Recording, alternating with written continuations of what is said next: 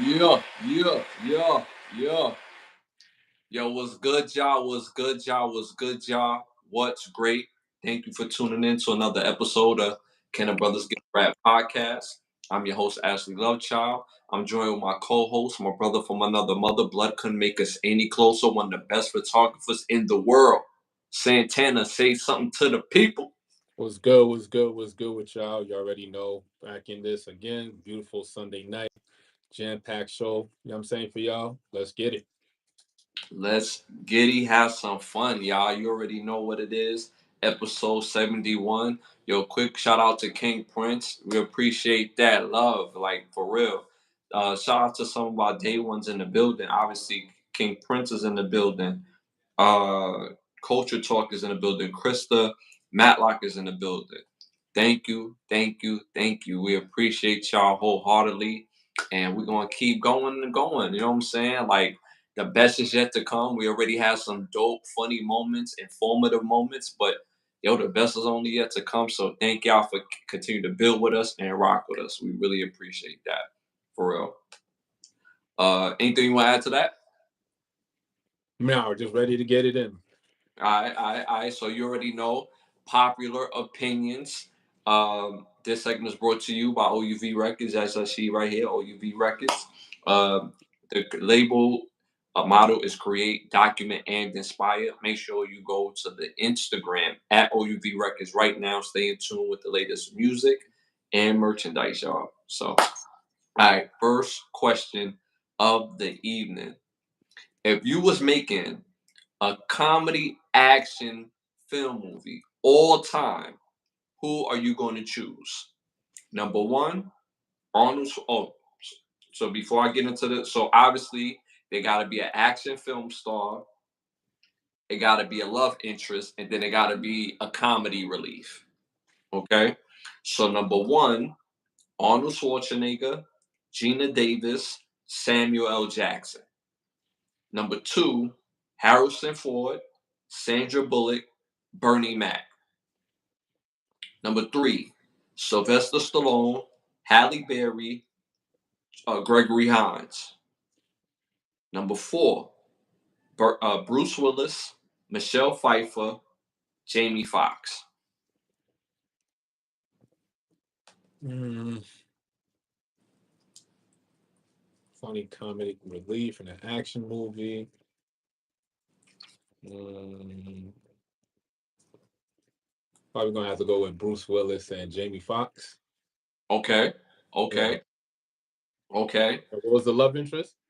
The love interest, Bruce Willis and Jamie Foxx, is Michelle Pfeiffer. All right. Yeah, that's decent. Yeah, I'm gonna go with that one. Okay. In the chat, they want me to say it again. All right. So again, y'all, you have Arnold Schwarzenegger, Gina Davis, Samuel L. Jackson. Number two, Harrison Ford, Sandra Bullock, Bernie Mac. Number three, Sylvester Stallone, Halle Berry, Gregory Hines. Number four, Bruce Willis, Michelle Pfeiffer, Jamie Foxx. That's number four. So why did you go with your group? You got Bruce Willis, Michelle Pfeiffer, Jamie Foxx, top tier acting right there. Mm-hmm. Mm-hmm. You know what I'm saying? Any Bruce Willis, all his action movies, Jamie Foxx, all his comedy movies, and Michelle Pfeiffer as a love interest. You know what I'm saying? yeah, So with Bruce Willis and Jamie Foxx, we already had a duo like that with him and Damian Wayans, so it works. You know what I'm saying? yeah, yeah, yes. So with Jamie Foxx now, you know what I'm saying? Not saying that Damian Wayans ain't funny, but Jamie Foxx is pretty funny in movies and shit. Yeah, So yeah. action movies is hella funny. He had a bunch of action movies where he was a comedic relief and actually the star too. So it Mm-hmm. works. And then Michelle Pfeiffer in her younger days, she was a little catch. You know what I'm saying? Yeah, yeah, yeah, yeah. You know what I'm saying? A low jump. So you know what I'm Yeah. saying? That's my choice. All right, okay, okay. All right, so for me, if this was best, who if this was just action and it was the main action guys, I'm definitely going with Bruce Willis. Bruce Willis has more like a realistic vibe to me where he don't gotta be muscle bound. He just be tackling niggas. He He's out there, handling business like a regular Joe Schmo. Like, you you know what I'm know what I'm saying? saying? The only thing I disagree with Bruce Willis is me personally, I'm not doing no type of work without no socks and no sneaks, bro. I need socks and sneaks, bro. Man, Bruce go Willis, barefoot, losing he, his shoes. I don't know how you do that, son. you know what I'm saying? Running on, he running on. On glass. What Oh, Will Smith said? I used to practice on glass. His mom was like, "Why? Why would you do that?" yo, but yo, like people forget, like we watching a movie, but Bruce Willis is running around a corporate building in Los Angeles, my nigga. You know how dirty that corporate building is, and he's not running around on the floors that they, you know what I'm saying, that they mop and clean every day. You know what I'm saying? He up on the construction floors with wild mad dust and rust all over the place. And like just you feel me, bro? Like Right. just wild, crazy, bro. So people forget that fact, like when he was doing all that work, you know what I'm saying, all at the Nakatomi Plaza, you know what I'm saying, all on the roof. You know what I'm saying? People forget he was on the roof by the helicopter, running on top of it. Like, yo, come on, son. Like, yo, Bruce Willis. If it was just one, I would definitely choose Bruce Willis. But they threw a curveball in here. They threw the love interest and the comic relief. So for me, I'm going with the love interest and the comic relief. I'm going with Harrison Ford because I don't think the drop off. I think between Harrison Ford and Bruce Willis, you basically kind of getting the same type of guy, not muscle bound. Just like if something pop off, they going, you know what I'm saying? They just going to get ready to rumble. You know what I'm saying? But then you got Sandy. I call her Sandy. You know what I'm saying? That's my little, you know what I'm saying? My little butterfly. You know, Sandra Bullock. You know what I'm saying? I always had a crush on prime Sandra Bullock. You know what I mean? And then you got Bernie Mac. Bernie Mac in movies has never missed. Shout out to that movie Soul Man. Soul Man was flawless. So I can imagine what that combination would look like, and I would want to work with those three the most as a whole in this movie. So, yo, shout out to Pittsburgh. Shout out to Pittsburgh in the building, man. Appreciate you tapping in. All right, so I went with Harrison Ford, Sandra Bullock, Bernie Mac. You went with Bruce Willis, Michelle Pfeiffer, and Jamie Foxx. The rest of the world went with Arnold Schwarzenegger, Gina Davis, and Samuel L. Jackson at 35%. That's fair. Uh, those are in totality, those are the biggest names. So I'm not necessarily surprised because Gina Davis, you know, she played in all the big movies like Beetlejuice and A League of Their Own. Like she was in a lot of big movies. So I'm not necessarily surprised on that. But as far as chemistry, I just think you get a great chemistry with the other with with some of the others as well too. So you know what I mean. But still a dope list, still a spectacular list, and it was only 35%. So that lets you know how close this was. You know what I mean? So shout out to everybody on this list. All right, moving on. Our next question on popular opinions. If you was an artist, a hip hop artist, which DJ are you tapping in with to get your mixtape done? All right. Number one, DJ Drama. Number two, DJ Clue. Number three, DJ Khaled. Number four, DJ K Slay. Damn. Mm, oh man, I'm gonna have to go with DJ Drama, son. DJ Wow. Drama has some of the top tier mixtapes in his catalog. You know what I'm saying?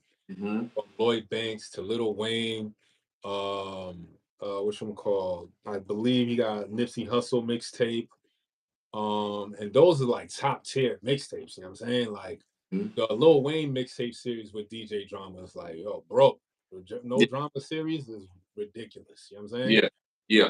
I don't know what it is when DJ Drama's in the joint, but like niggas is going on their top tier baggy with the mixtape flow. So yeah, yeah, DJ Drama definitely in his catalog with some top tier artists. Their work has been like up there. You know what I'm saying? And then we Mhm. got K Slay, we got DJ Clue. But it's been a minute since niggas been fucking with a Illuminati mixtape. You know what I'm saying? And it's been a minute, and it's like niggas was fucking with Clue in the early 2000s. You know what I'm saying? Hard body. Like K Slay had it late 90s, 2002. Where it's like I'm saying like VA Drama came through like '06. I'm not even gonna cap. You know what I'm saying? I'm not even gonna cap to you. And then shit, he had a good ass run. So I'm gonna have to go with DJ Drama. You going with drama? Okay, okay. Um, K Slade, them mid 2000s up until like the 2015s. I mean, but he had radio. You know what I'm saying? Like drama just didn't have mixtape because he was able to take the mixtape to the radio, which was ill. You know what I'm saying? DJ Drama, I don't believe had that platform. I always believe he just had a mixtape type of platform. So as an artist, I want my stuff to get as far as possible. DJ Drama mixtapes though is like, you know what I'm saying? They're gonna be known in the South. You know what I'm saying? I'm not familiar if those mixtape songs was getting radio play. They definitely wasn't getting radio play in New York. But I don't know how the South was operating at the time because we're talking about '06, '08. You know what I'm saying? This is a time when we're in college. Um, so I just know about the North. You know what I'm saying? And we was bumping them North records as well. But K Slade was getting radio play. Uh, DJ Khaled to me is more of an album guy, not a mixtape guy, in my opinion. Um, I had to go with DJ Clue, bro. Like them late '90s, like bro.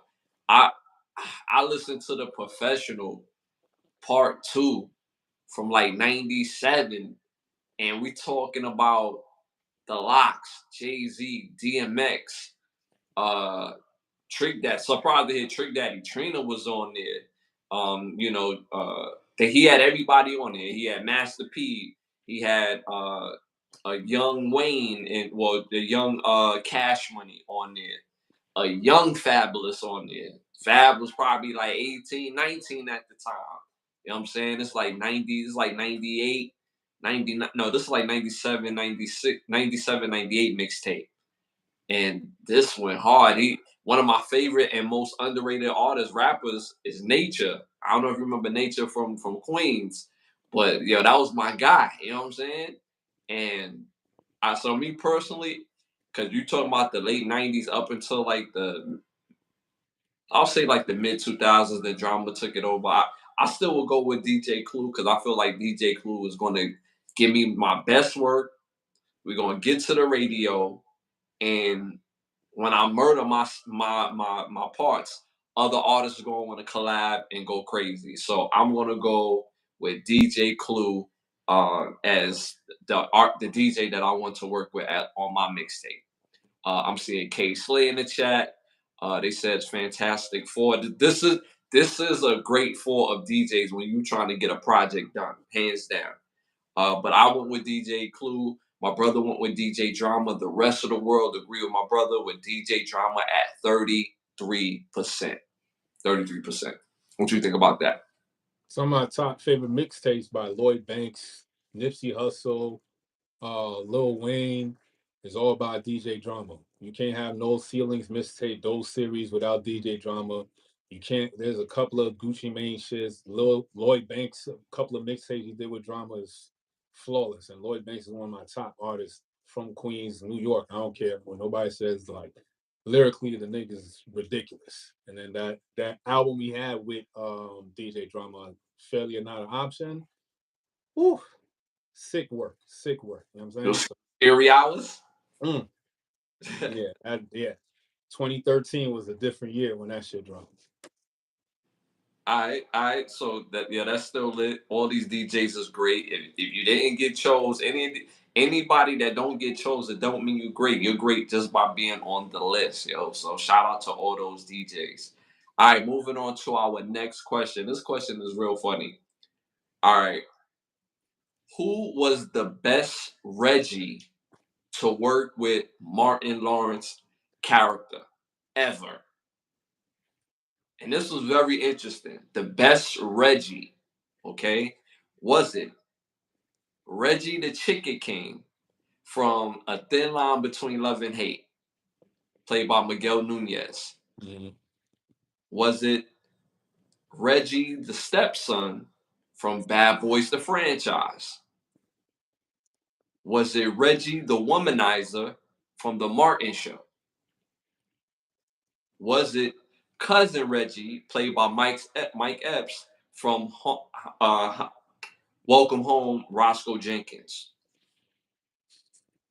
I found that very interesting. I'm like, damn, Martin got a whole lot of Reggies in his catalog. You know what I'm saying? Like, I Nah, just it gotta be the chicken cakes, man. It got gotta why, be the why you going chicken with cake. the chicken? Why you going with the chicken? Buddy came through. He's like, yo, I own 10 chicken fixes. He's like, oh, word? So you just come over here with a biscuit meal?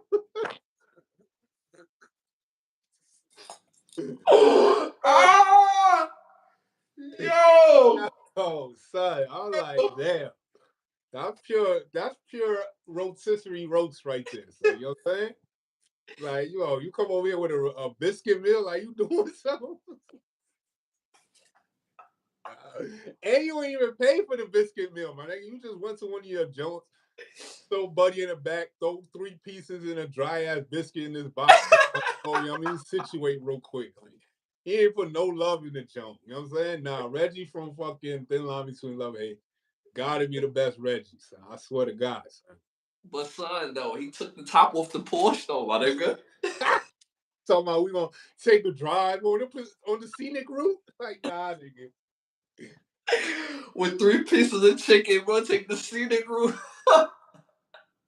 No bev, no beverage, son. No bev, like just straight, just 3 pieces of chicken. What Martin told like, yo, I don't want to interrupt, driving up the coast with your 3 piece, you know what I'm saying, chicken fixing dinner, know what I mean? You know what I'm saying? Like when we get some food at the club, you know what I'm saying? Have your man deliver the chicken, you know what I'm saying? You know what I mean? Like, and if you're gonna come by the club, just put a call or something, you know what I'm saying? Yo, oh man, damn. They going with a Martin show. Martin show. Reggie was hilarious. He was hilarious too. Martin show Reggie where he was like, yeah, the ladies. He said, I love the ladies. Oh And yeah, yeah, yeah. me, Like, oh, apparently you ain't know my uncle whoop ass, so can I. yo, Martin gotta have somebody named Reggie in his real life on why he keep casting like a real funny person or like a funny role for a Reggie, bro. Because this can't be a coincidence, bro.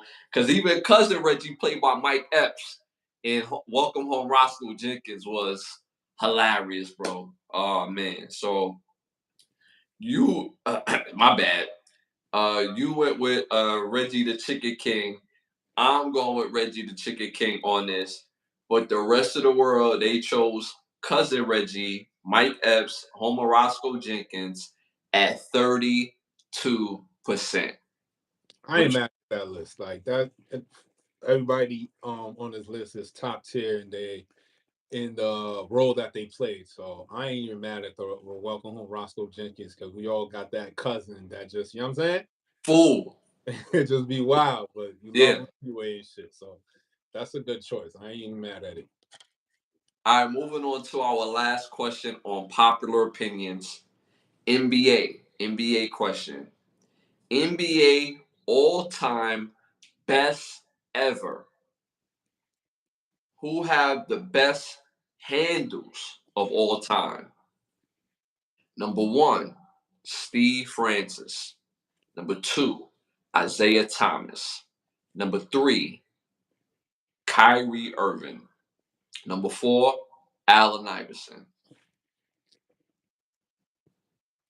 Like some of the like you can't say all time if niggas is still playing the game. You know what I'm saying? It's like that don't even the list don't even make no sense. But all right, it's kind of skewed because a nigga Kyrie Irving is still playing. You know what I'm saying? He's still playing. He be cooking though. He be cooking though. But we talking about just handles. We're not talking about, I guess. Yeah, but we can't say of all time if a nigga's still playing the game. The rest of everybody else on the list is retired. You know what I'm saying? You have a point. You have a point. There's a point there. But skill is skill, though. You know what I'm saying? Skill is Yeah, skill. no, I get that, but how Yeah, you gonna have 3 people retire and one person still playing? It still would have playing. made more sense if everybody on the list is playing or Mm-hmm. everybody on the list is retired. You know what I'm saying? Mm-hmm. But it was Shout out. I have a son. You said Kyrie Irving. Uh-huh. Was it Isaiah? Was it Isaiah Thomas. Isaiah Thomas and who else? D. Steve Francis. Francis. Shout out to Biggs in the building. Shout out to my bro Biggs in the building.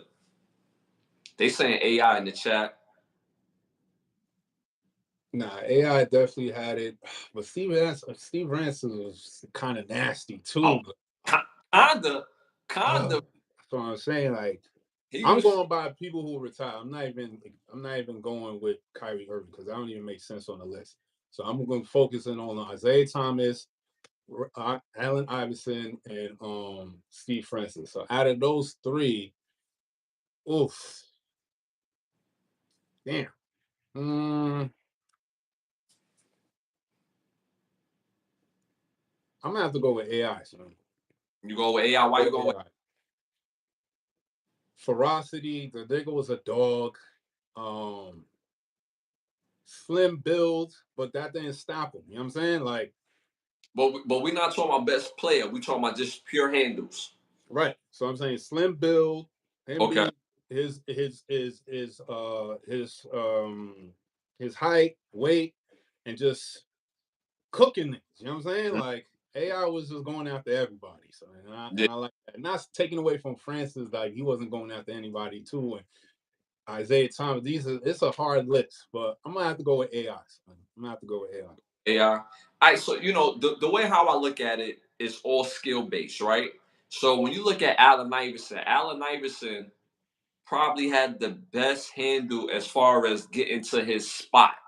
Because once he gets to his spot, he gonna shoot that thing. He gonna let it go. You know what I'm saying? So AI probably could get to his spot better than everybody else with his handle, right? Uh, Kyrie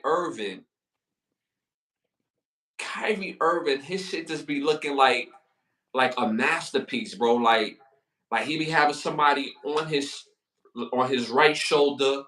He'll show left, fake right, reverse it back to the right, and the shit just be looking so beautiful. Like he looked like slow motion, but it just be looking crazy. And the dudes that be guarding him be wild tall.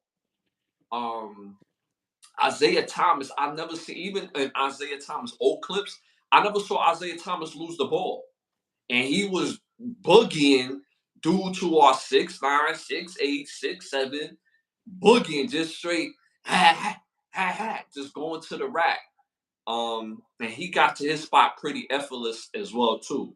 Um, Steve Francis to me was a little different with the handles only because when he gets to his spot, he not laying the ball up, bro. He elevating. You know what I'm saying? Like he gonna throw it on your life. You know what I'm saying? Therefore the name Stevie Franchise. You know what I'm saying?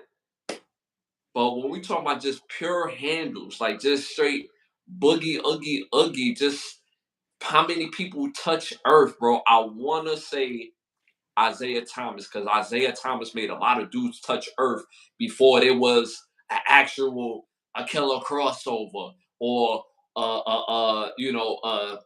the step back, hezzy, bam, bam, bam. Like he was already doing that before they was really like pinning that, if that makes sense. You know what I'm saying?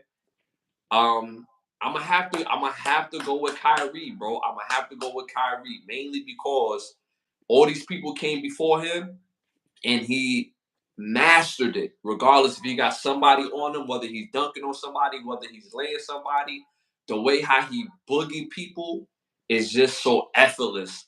And I think he has probably the most highlights on boogieing on people that we know that are great players. So I think Isaiah probably did the most on defensive players, but I think Kyrie makes it look a little bit more spectacular. So I'm gonna have to go with Kyrie Irving on this. You went with Allen Iverson. The chat going with Allen Iverson. But I went with Kyrie. The rest of the world went with Kyrie Irving at 38%. At 38%. Tough list. Tough list. Tough list. All right, moving on to the next segment.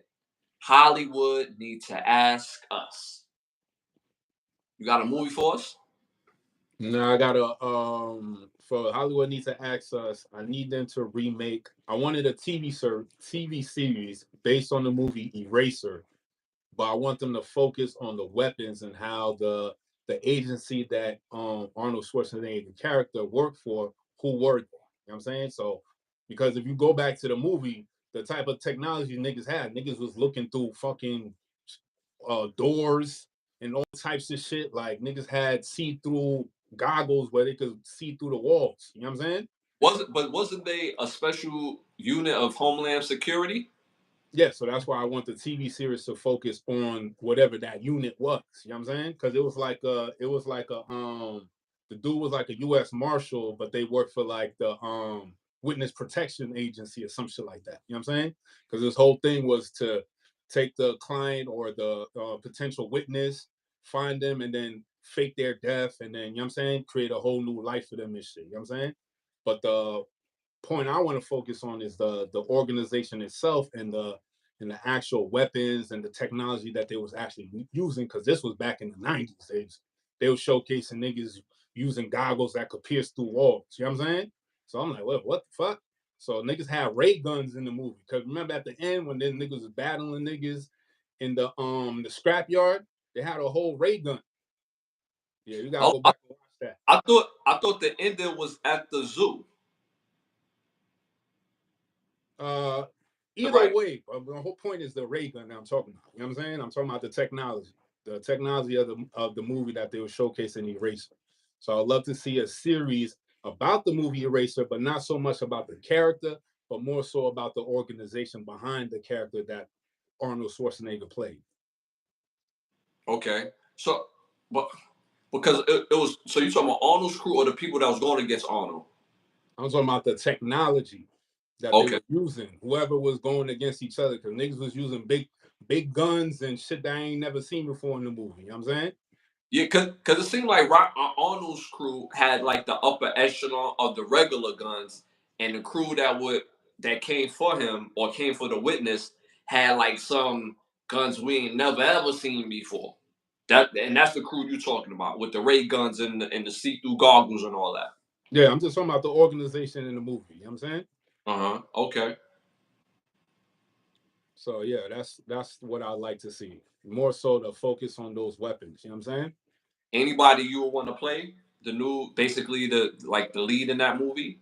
Nah, because the lead really wouldn't matter. You know what I'm saying? Because the focus ain't really on the lead. It's really on the weapons and the organization, what they really do and how they really do it. So the lead can change from episode to episode. So it's not really also on the character based aspect, is more so on the material base. You know what I'm saying? So they could fill in any characters anytime. It could be an anthology series, but really focus on that organization and how they produce the weapons and all that shit. You know what I'm saying? Because that was very interesting. And they never really like went back to that movie again. You know what I'm saying? It was just a one-off and that was it. And it was like, yo, this shit was crazy in the movie. Mm-hmm. Well, I think that movie felt like a one-off, but believe it or not, I think there's a series of movies, not to go off topic, I think there's a series of movies that were one-offs that kind of was like continuations of each other, and they just one-offed it to make it seem like it was like its own separate movie. You know Mm-hmm. what I mean? You have like the Stargate, and then you have what's the movie with Ice Cube where he's on Mars and he's fighting vampires? I can't remember that movie name off the top of my head, but some of those movies felt similar, even though they're one-offs. If that makes sense, you know Mm-hmm. what I'm saying? Like Eraser, like to me, Eraser feels like another version of, I don't know if you remember The Sixth Day Mm-hmm. for Arnold Schwarzenegger, but just in a different time zone. All right, so that would be dope. That would be dope. Hollywood Need to Ask Us. Me, I'm advocating while people are still alive. I don't know why people will wait like 13, 15 years for a part two. I want to see a part two, a welcome home of Roscoe Jenkins while everybody's still alive, except for Michael Clark Duncan. Unfortunately, he's gone, but part two can be the funeral of Michael Clark Duncan, and then they could go on to, the storyline, progress the storyline. But while people are still alive, let's do these movies. Let's get Mhm. these movies done. You know what I'm saying? Got those are great actors. When you talk about Mike Epps, Martin Lawrence, uh, uh, I like Subject to Entertainer more so in a structured sense, like in a movie sense, maybe in a TV show sense. I'm not a big Subject to Entertainer fan stand up, but he's better off in movies and in a show structured sense. Um, you still got all these people still here, and it'll just be a funny movie. Monique, best comedy role ever that she's played in was in Welcome Home, Roscoe Jenkins. I haven't enjoyed her more than this movie as far as her comedy. So me personally, I will want to see a part two, and it'll be dope because some of these kids, well, all the kids is adults now, so the storyline should progress. I hope Martin would incorporate the kids in this movie because you know how he do. He don't give a fuck about these kids in none of these movies. You know what I'm saying? Like he may have some kids in a movie, and then like the next movie, they up out of here. You know what I'm saying? So but I will want to see how this will progress as a part two. So still got James Earl Jones. You know what I'm saying? Like you still got some of these people here while we have them. Let's use them while they're here. You know what I'm saying? So I want to see a Welcome Home Roscoe Jenkins part two. Yeah. What you was about to say? No, that's a dope idea. Oh, all right. All right, so moving on. Make sure y'all hit that patreon.com. Can the Brothers Get a Rap podcast? Patreon.com. Can the Brothers Get a Rap podcast? Make sure you tap in for exclusive merchandise. And you already know. All right, moving on to our must see segment. Must see movies, must hear music, must see TV shows. You want to start this off? Now you can start it off. All right. So my first must-see movie, y'all. First must-see movie is called The Nest. Came out in 1988, directed by Terrence H. Winkless. Cast Robert Langton, uh, Frank Lutz, Terry Trees, Lisa Langhouse, and Stephen Davis. This is a dope, low key movie. Going to give you that 80s feel, 80s music, 80s element, 80s color. But basically, it's a movie about a small town that get overran with with with something, and it takes a scientist, a local sheriff, and you got to see the rest of the movie. I won't ruin it for you, so make sure you tap in to see The Nest. Very entertaining movie. My second must-see movie is called Kingpin. Came out in 1996, directed by Peter and Bobby Fairley. All right, cast is Woody Harrelson, Bill Murray, Randy Quaid, Vanessa Angel, and Chris Elliott. Funny comedy movie. This will have you in tears at certain parts of the movie. This is about an upcoming bowler who's killing all the local circuits, decide to go pro and go big, and you have to watch the rest of the movie. I won't ruin it for you, so make sure you tap into Kingpin. My third and final must-see movie is a movie that came out in 2001, directed by Lee Davis. It's called 3 a.m. This stars Spike Lee, Danny Glover, Michelle Rodriguez, Pam Grier, uh, Staretta Carhala. She plays in Mississippi Melsa. Right, I said that name with Denzel, and Bobby Conave. Dope movie about these cab drivers who work extremely long hours, even though there's a killer on the loose, and you have to see the rest of the movie. So make sure you tap into 3 a.m., Kingpin, and The Nest. Nice, nice, nice. All right, chat. You know how I do. I always got a theme for my movies. So each one of these movies have to deal with time and time altering and time manipulation. But each one of these movies does it in their own specific way, right? So the first movie on this list is called Timeline. Came out in 2003. Stars Gerard Butler, Paul Walker, Billy Connolly, David Thewlis, Anna Frell, Francis O'Connor, Michael Sheen, Ethan Embry, Neil McDonough, and Matt Craven. It's about a team of archaeologists in present day France, and they're going over this excavation, and they find this tomb, and they start to excavate the tomb, and you got to watch the rest of the movie and find out how they alter time. So next on this list is called Frequency. Came out in 2000. Stars Dennis Quaid, Jim Caviezel, Elizabeth Mitchell, Bridget Kingsley, Brian Simji, Terry Serpico, Brian Green, Andre Barnar, Sean Doyle, Noah Emmerich, and Daniel Henson.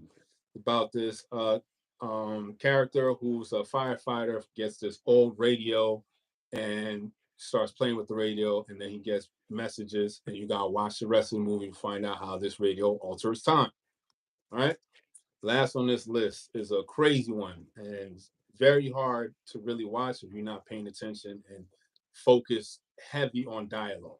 Movie is called Predestination. Came out in 2014. Stars Sarah Snook, Ethan Hawke, Olivia Sprague, Noah Taylor, Dick York, Madeline West, Freya Stafford, Emily Coop, and Elisa Jansen.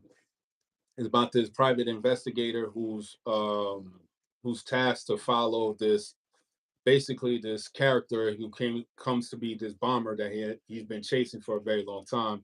And you got to watch the rest of the movie to find out how time is being altered in this movie.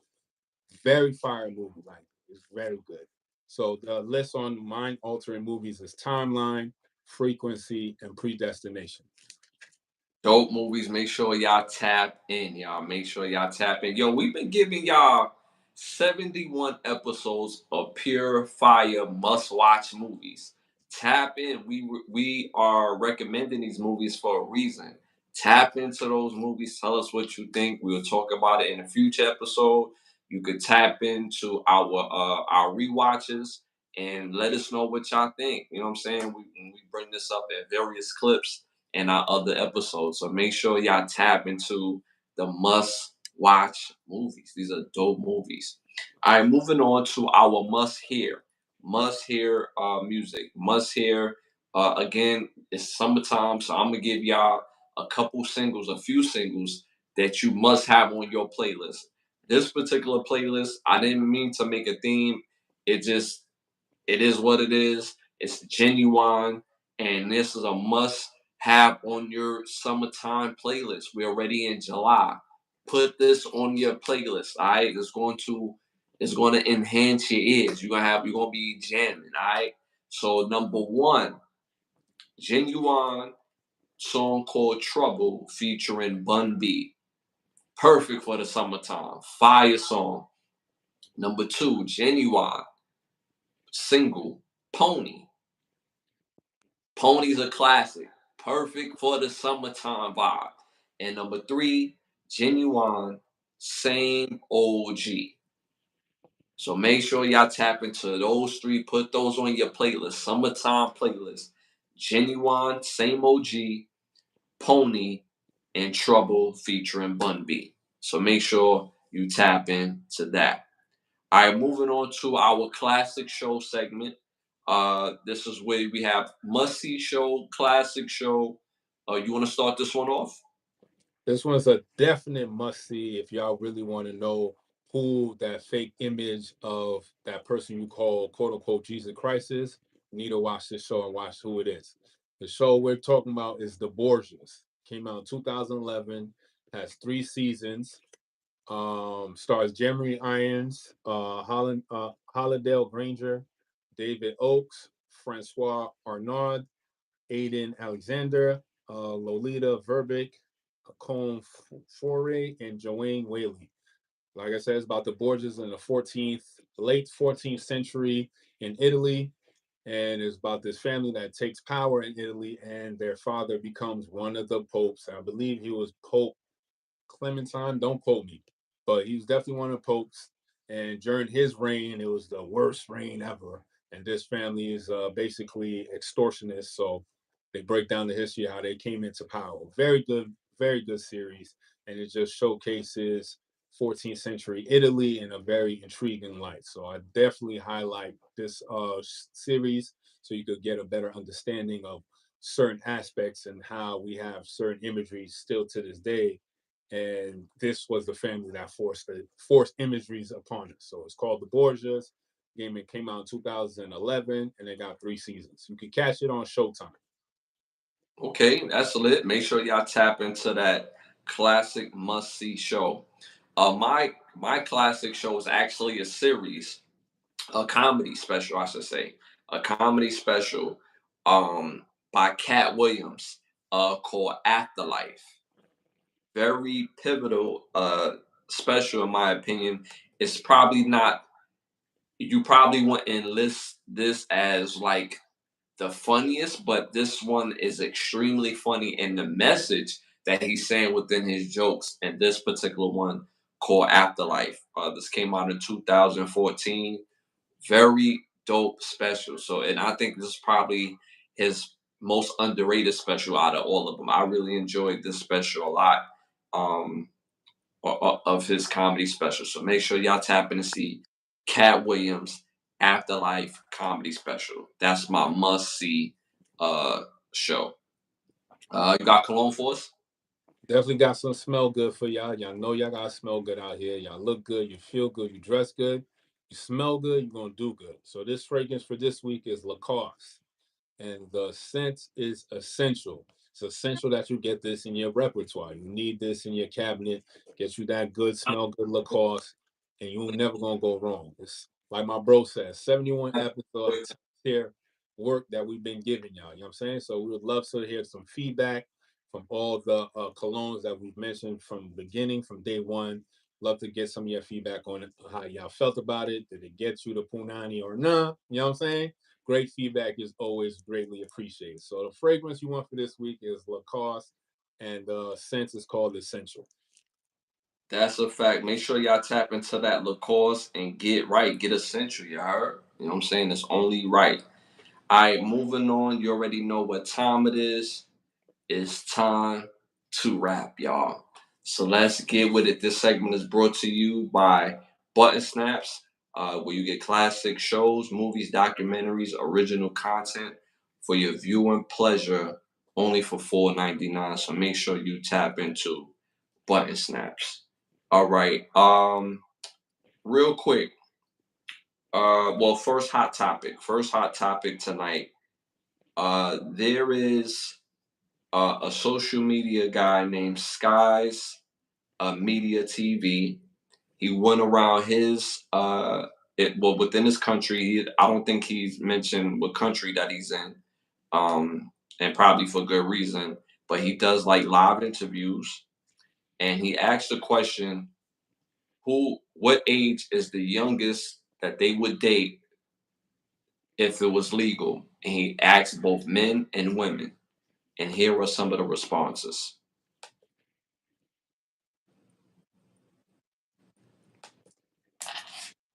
Sorry about that. Yeah. Yeah, what's the youngest age you would date if it was 10? 10, yeah. Yeah, that's the status number. What's the youngest age you would date if it was legal? What was 13? 13. Can you hear it? It went in and out. Sorry about that, y'all. The first person said 10, right? And then the second person said 13. 10. What's the youngest age you would date if it was legal? 10. 10. Yeah. Yeah, that's status, my bro. What's the youngest age you would date if it was legal? What about 13? 13. Yeah. Probably can't go still younger than I can go cute, you know? The cuteness just draw you in. So, you know? You go younger than that. The cuteness will draw you in. So you date somebody younger? Yeah. Alright. What's the youngest age you would date if it was legal? I think 12. You don't find 12 is too young? Like that's not a young age for you? Or it's fine? Yeah, 12, 14. 12 or 14? Yeah. Okay. What's... Yeah. Yeah, that's bad. Yeah, I don't know. That's crazy. That's wild.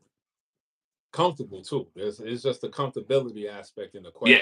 question. Yeah. What throws me off is like, my bro, we're like 12, 14. I think it sound crazy. You know what I'm saying? One Yo, dude said, and you ain't have enough smoke for Buddy when he said 10, but you have extra questions for the 12 with Buddy that said 12. I want to know what country he was in. Now I want to know. I wanted to know too, but they didn't put like he's here and these are the questions that the people are answering. Mm-hmm. I don't want to. The reason why I want to know is not because I want to denigrate the whole country. I'm just intrigued to see where he was at when he had this conversation. You know what I'm saying? So, yeah, that's. Well, all the people was in the street when they answered these questions. Mm-hmm. Everybody was in the street. I mean, maybe in that culture, in that part of the world where he was at when he was doing that conversation, maybe yes, they do have certain laws, but you know what I'm saying, there's a gray area where, you know what I'm saying, this type of stuff goes down, because in other countries it does go down. We can't act like it doesn't. You know what I'm saying? So it is a reality. It may not be in America as in the forefront like that, but in other countries, yes. You know what I'm saying? They really don't have no real age of consent like that. You know what I'm saying? Yeah. Like, it's like we gotta, as a society and a people, we gotta do a lot more. You know what I'm saying? Push certain narratives out and showcase like, I don't think that's something that we want to get out there and like really move on that. You know what I'm saying? So is it the bigger problem that they spoke verbally, or they even thinking it? Or because obviously if they're this comfortable saying it in 2024, we're gonna act like this haven't been happening in the 2090s, 80s, and even further back. That this is like, that's why I'm like, not saying it's a culture type of thing, but I feel more so it's like, could be like a comfortability type of thing where it's not something that a lot of people think about because it's quote unquote kind of could have been the norm. You know what I'm saying? In other countries they move different. You know what I'm saying? In other countries, certain age, there really is no age on certain things. You know what I'm saying? Like, you could drink alcohol in Europe at like 14, 15, I think. You know what I'm saying?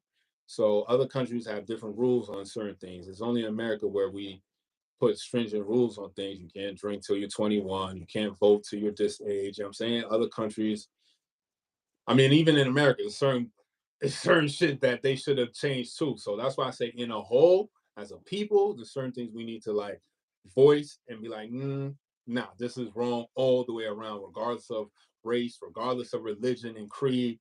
Nah, you know what I'm saying? Because if it's your daughter, your son going through it, you don't want that shit to happen. But so it's like, you know what I'm saying? You don't want somebody else's daughter or somebody else's son to go through it neither.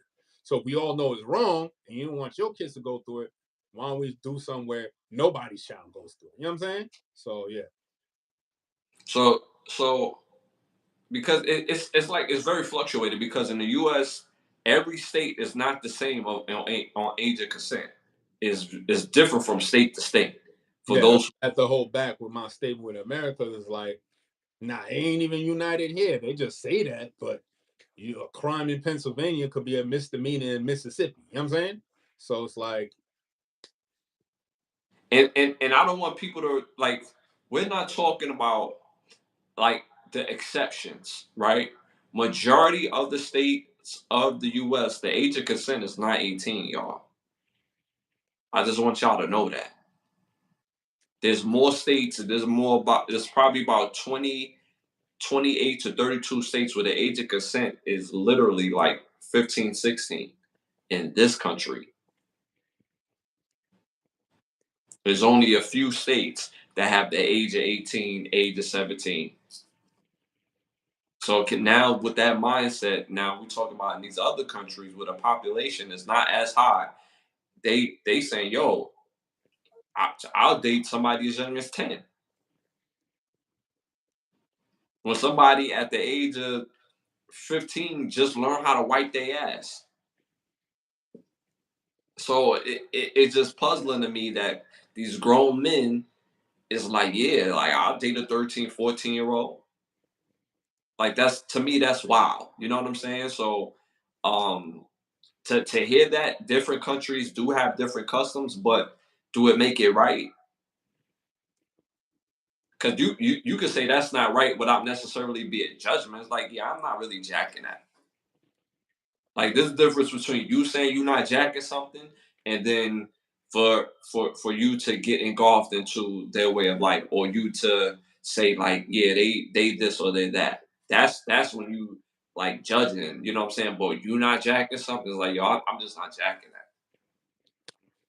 No, that's a fact. Because there's other, I personally don't know the countries, but there's countries in Africa where they have to tell them that you can't mutilate a child's body, like removing the child's clitoris. Like niggas is doing barbaric shit out here. You know what I'm saying? So it's like our women, you know what I'm saying? Like America's fucked up, but you know what I'm saying? You better be cool over here because these other countries ain't really playing like that. You know what I'm saying? And then on top of that, you got customs, then you got culture, then you got religion. So it's like it's hard to like pierce some of the shit that we deem is wrong. Like that nigga, you feeding after a 12, 13, 10-year-old is crazy. It's definitely crazy.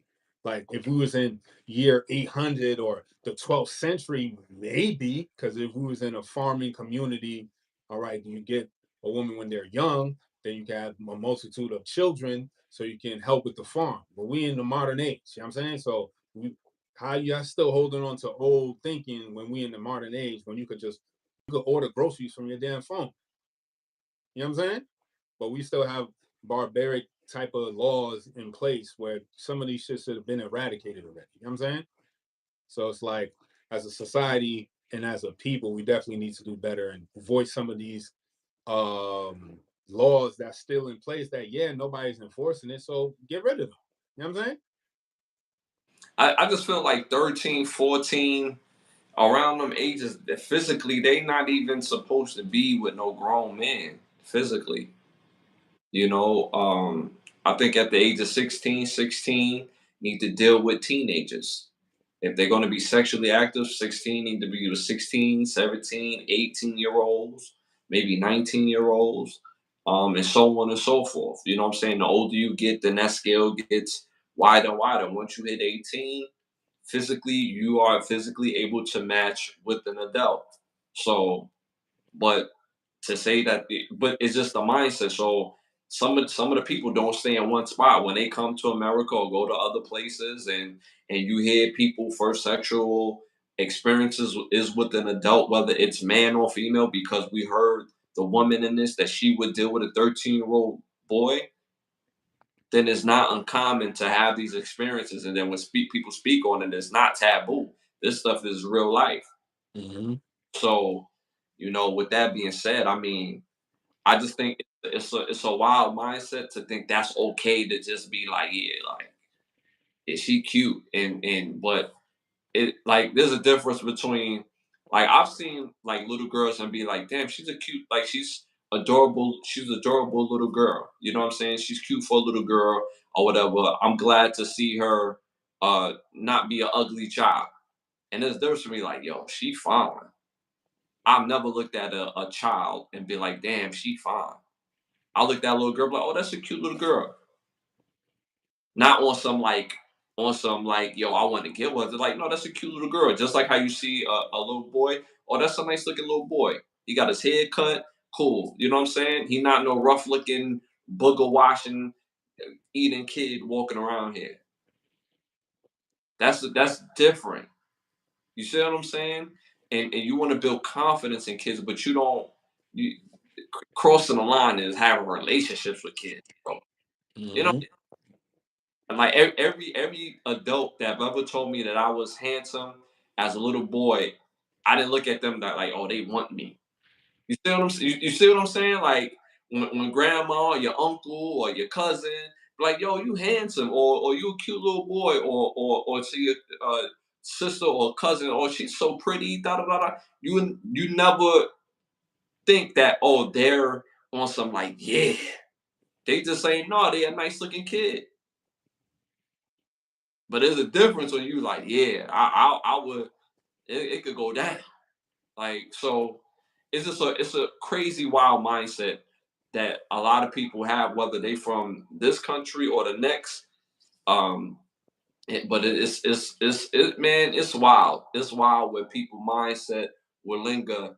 And thank God we have some sort of humanity, because if we didn't, and we really lived in them farm times, and we were living in them Game of Thrones times, oh my God. You know what I'm saying? That's one show people revere so much. And I rewatched the Game of Thrones, the first 3 seasons, which is a great show. But let's not act like pedophilia, underage marriage is not associated with that show. It's great because of the writing and the scenes when it comes to the fighting and the deception. But all that other shit, I don't rock with. You know what I'm saying? It's a part of the show, but damn, like, this is a part of the show. Mm-hmm.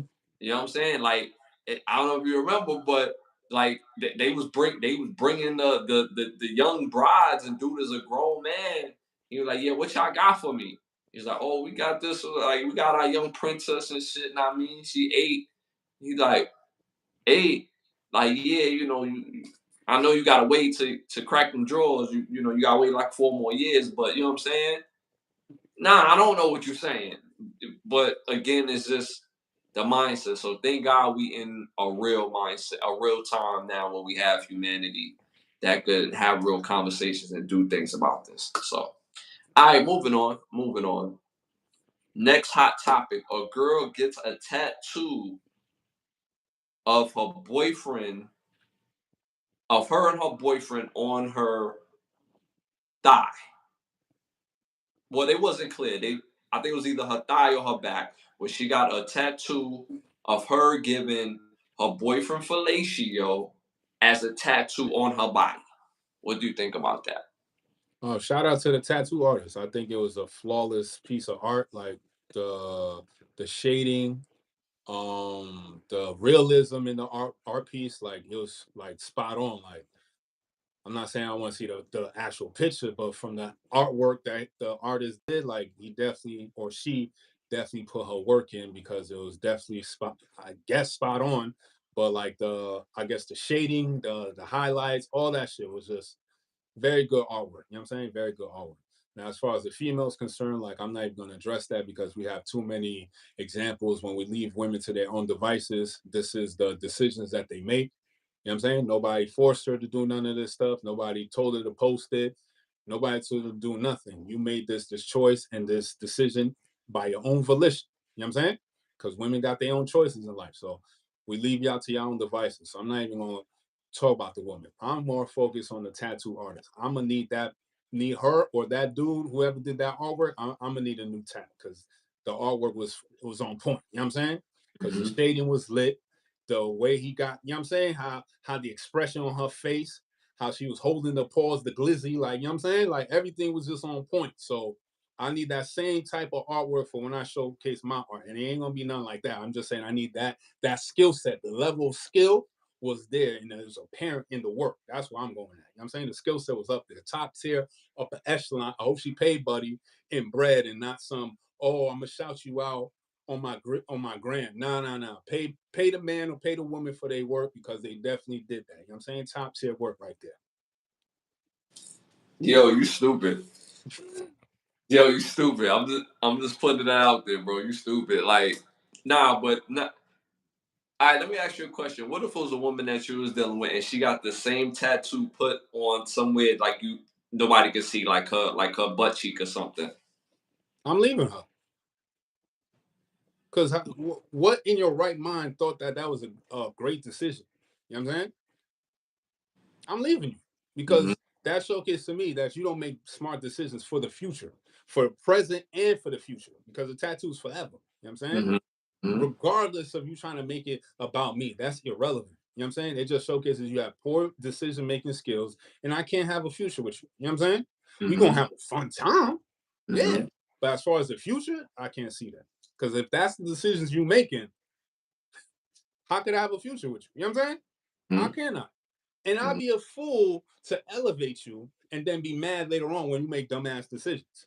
Because I made the dumbass decision to still court you and elevate you. Yeah. Now I'm good. Well, for me, when I seen that tattoo, I said, here's a person who is very lost and who needs serious direction. Like the tattoo in itself, the artwork, like you said, it came out pristine, but that's not some shit. That's not some shit you would ever want to show off. I don't understand if that was my girl. Like, ain't no way. Well, rest in peace to my moms, but ain't no way I could bring you around my moms and you got a tattoo on you topping me off. In the like, my moms would be like, so this is what I you do. would much rather you get a tattoo that's more for you, like maybe a grandmother, you know what I mean, a family member, something like that's pertaining to you. That I would approve of you getting a tat, not you giving me top as a tat. Nah, you're bugging. Right. You know what I'm saying? Right. Because how does that profess anything? Right. You know what I'm saying? I'm gonna look like a fool fucking with you. Right. Right. Because the woman I choose is more contingent upon me and my decision making skills. So if I choose a woman who makes decisions like that, it doesn't bode well for me. So that's why, again, it's harder for men because we gotta make these decisions better. But again, I'm more so on the tattoo artist. They need to shout that tattoo artist out because that shit was lit. I've been wanting to get a tattoo for a couple of years now. And if they find out who did that work, I need to holler at them because that's top tier work. You know what I'm saying? I already got an idea of what I want, and I know the shading and the quality is gonna come out because Buddy's work was just top tier. You know what I'm saying? You seen the drizzle on the cheek. You know what I'm saying? In the pitch. He caught the drizzle. Oh, stop, bro. He caught the drizzle. Like, yo, that, like, you know what I'm saying? Something like my man like my man Project Pet said, don't save her, she don't want to be saved. So we're not lifeguards out here. You already made your decision. Y'all all grown. Y'all all making your decisions, right? So we're not saving y'all. And it's so funny enough because I had caught this statistic, right? Because it's very important and it might bode well with this, what we talking about, right? So last year alone, landlords filed 1,115,000 eviction cases in 2023, right? Eviction caseloads increased between 2022 and 2023 in 3/4 of the cities we track, right? 60% of these eviction cases in 2023 were women. So it showcases when you leave them to their own devices, they will crumble and fall. I don't care if you top tier, you have all these businesses, da da da da. According to these case studies, y'all not paying y'all bills. So what y'all doing with y'all bread? Apparently you getting long hair weaves down to your ass. Y'all getting mismanaged and ill-begotten tattoos, right? That nobody told y'all to get. So y'all mismanaging your funds. So why would I choose a woman that mismanages her funds, doesn't care about herself? She damn sure don't care about me. That's an easy pick right there. That's a hell no for me. You know what I'm saying? Yeah. We gonna have fun. Yeah. But that's about it. You will fun time. Never gonna take you serious. Ever. Yeah. Yeah. Facts. Yo, at the end of the day, like I said, I wouldn't have nobody serious like this around me. You know, like you said, I'll have fun with you for a little bit, then it's on to the next. Because, like, again, what flex do I have bringing you around my family, my mom's or anybody, and be like, yeah, this is the woman I want to hold up based on that tattoo. You gonna put her up on the pedestal? You gonna put her on the pedestal? Like that's just bugged out to me. So at the end of the day, yo, yeah, I could never just poor taste altogether. All right, moving on to our next hot topic. NCAA releases the breakdown of the dynasty mode for coaches. They break down whether the coaches could be a tactician, uh, tactician, a motivator, there we go, and a recruiter. Can't have all three like how in 2020 in 2014 last game, but you can max out in one, get real good in the other, and be functional in the third one. What do you think about that? They just need to drop the game, son. You said July 25th? No. This is coming out this. If you want it early, the 16th, pause, and the 19th for everybody else. Oh, July 19th. Mm-hmm. All right, that's straight. That's next week. All right, cool. You know what I'm saying? Just let me just get funky with it. You know what I'm saying? Let me download the junk and just get right to it. You know what I'm saying? I think that's dope. I said, ladies, niggas gonna be busy for a couple of months, so just don't bother us because we got Wild Dynasty to just, you know what I'm saying? We want to live out our old dreams. You know what I'm saying? This is why I play games. You know what I'm saying? This is why I play games. I want to live out certain fantasies that I can't live out in real life. Like I play Grand Theft Auto, kill mad niggas, and be a murderer in the game because you can't do that in real life. You know what I'm saying? Yeah. So it's fun to act it out in the game. So when I get NCAA now I'm gonna be that 6'4", 215 quarterback with the lefty that I wanted to be. Yo. But you know what I'm saying? Shit didn't happen like that, you heard? So yeah. but I'm gonna be that left-hand quarterback going to Ball State, pause. You know what I'm saying? Balling out. Nah, bro, you gotta go to Hamburger Tech, yeah. Nah. You know what? I'm going to Akron University, baby. They get money in Akron. I'm gonna get mad dollars. So when they waive me, trade me, or whatever they want to do, I'm gonna be worth 10 times. Yo. Word up, son. Yo, honestly, NCAA, y'all did good by us. You know what I'm saying? We waited damn near a decade for this shit. So y'all did good by us. And I'm gonna do good by y'all by copping the game. You know what I'm saying? That's all I'm gonna do. So it's an even exchange. I get what I want, you get what you want. Don't do some micromanaging and micro purchases after I caught the game. Now I got caught. Man, don't do that. Yeah. I hope y'all ain't do that. You know what I'm saying? Don't do that. Because you're gonna lose a lot of motherfuckers doing that. Because we've been waiting for a long time. It was never like that before. So don't implement that new style. Everything else is cool. But just don't do them micro transactions. You know what I'm saying? Yeah. Well, they had the real big special for 150. You could get both college football and the Madden, right? They would have had me on the 150, but I found out that you can't take the dynasty mode players and put them into the Madden mode players. You can only take your my player basically from college to the NFL ranks. See? They trying to derail me from living my dreams and make it to the league, son. Duplicitous gotta make it to the league, man. You feel me, though? Duplicitous gotta go, baby, with #1 draft picks, right? The nigga won the Heisman and all that. So Duplicitous gotta go #1, and that's it, son.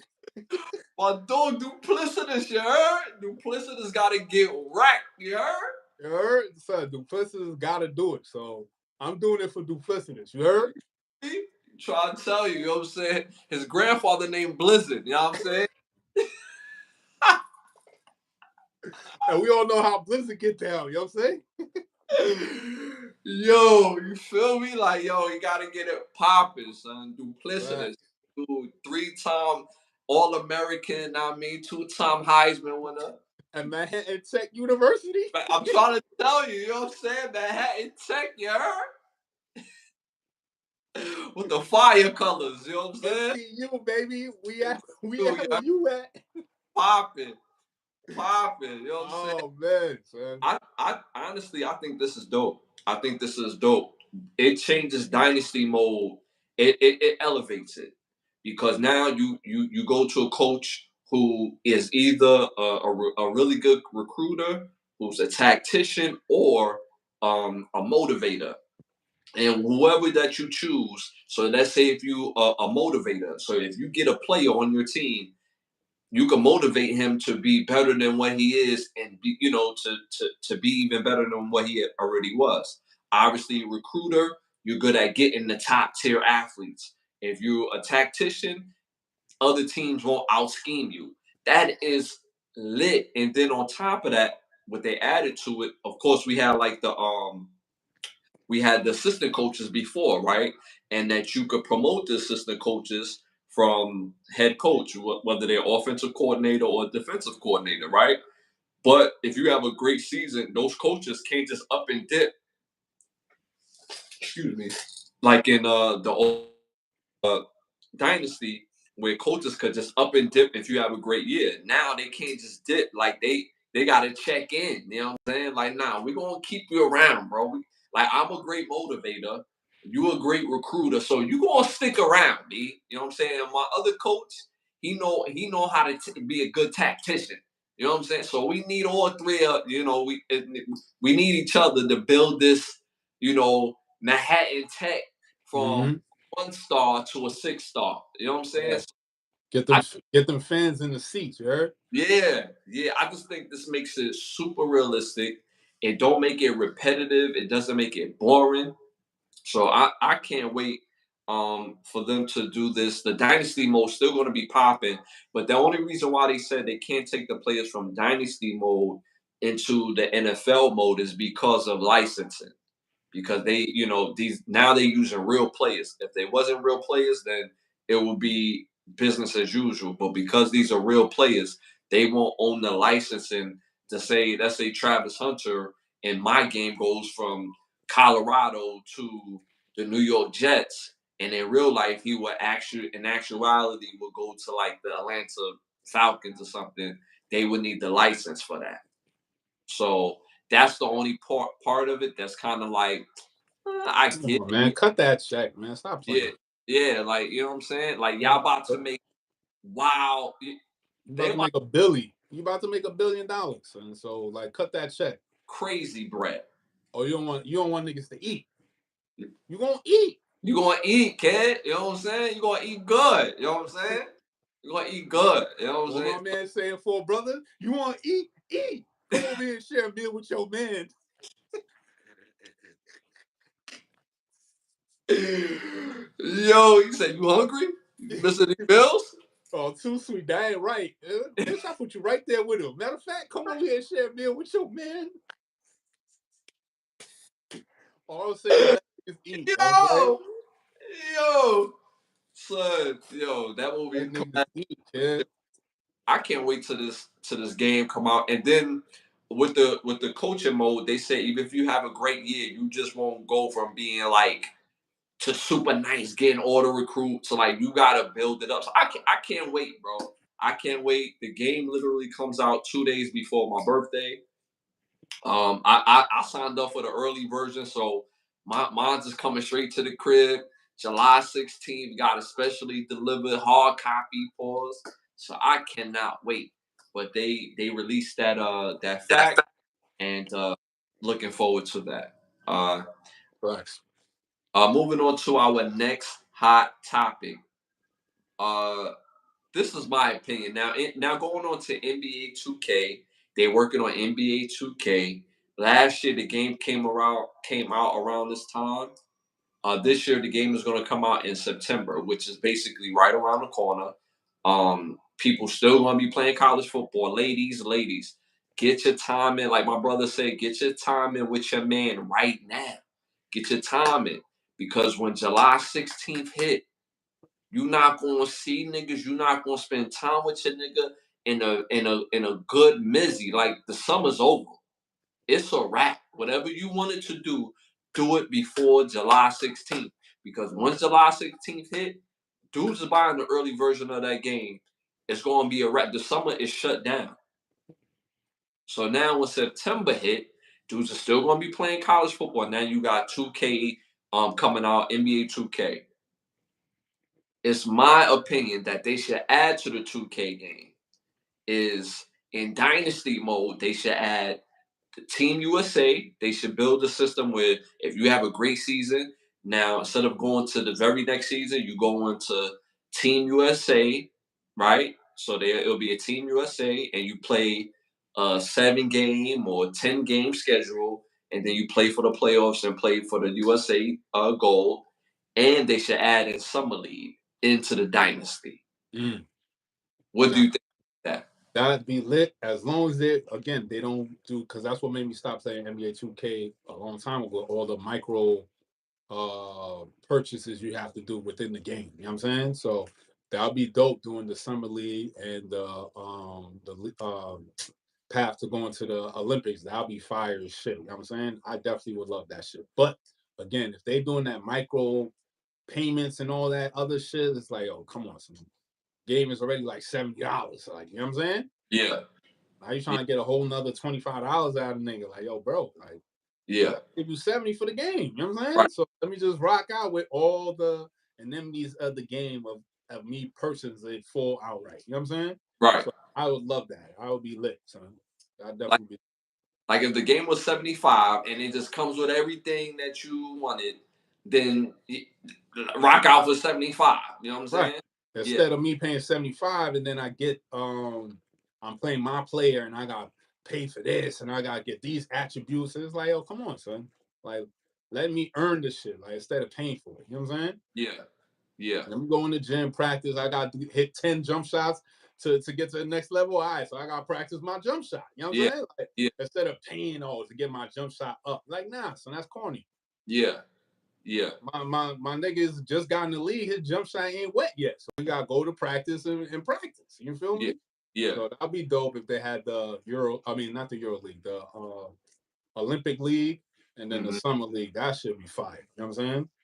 And then really and to add to what we're talking about, I think will be fun if you want to unload certain packages, right? You go play outside of Summer League USA. That say you want to go to Rucker Park, Drew League, and play one game. And if you play in that game and you do well, you unveil your dribble package. You go Drew League, you unveil your step back package. You know what I'm saying? Like something that would be fun, whether it's in dynasty mode. I prefer this more in dynasty mode, but a lot of people like to play the my player. Put it in both. And I think you have a full year interactive game where people play the seasons. The season game, obviously. You'll play USA, Summer League, preseason, and you got your season. So I think that would be fire. Me as a fan of the game, I would love for that to be a part of the game. No, that's lit. Yeah. Yeah. Sure. Yeah. The one thing I wish that they would get rid of is the greatest teams ever. Like I don't like the best teams ever. Like say if they have like all Sixers teams and they got a Sixers team and they got the best players that ever played for the Sixers, because basically everybody's at 99. I prefer the year teams. Like I remember in 2017 they had the 99 Bulls or the 2001 76ers or the 2000 Lakers or something like that.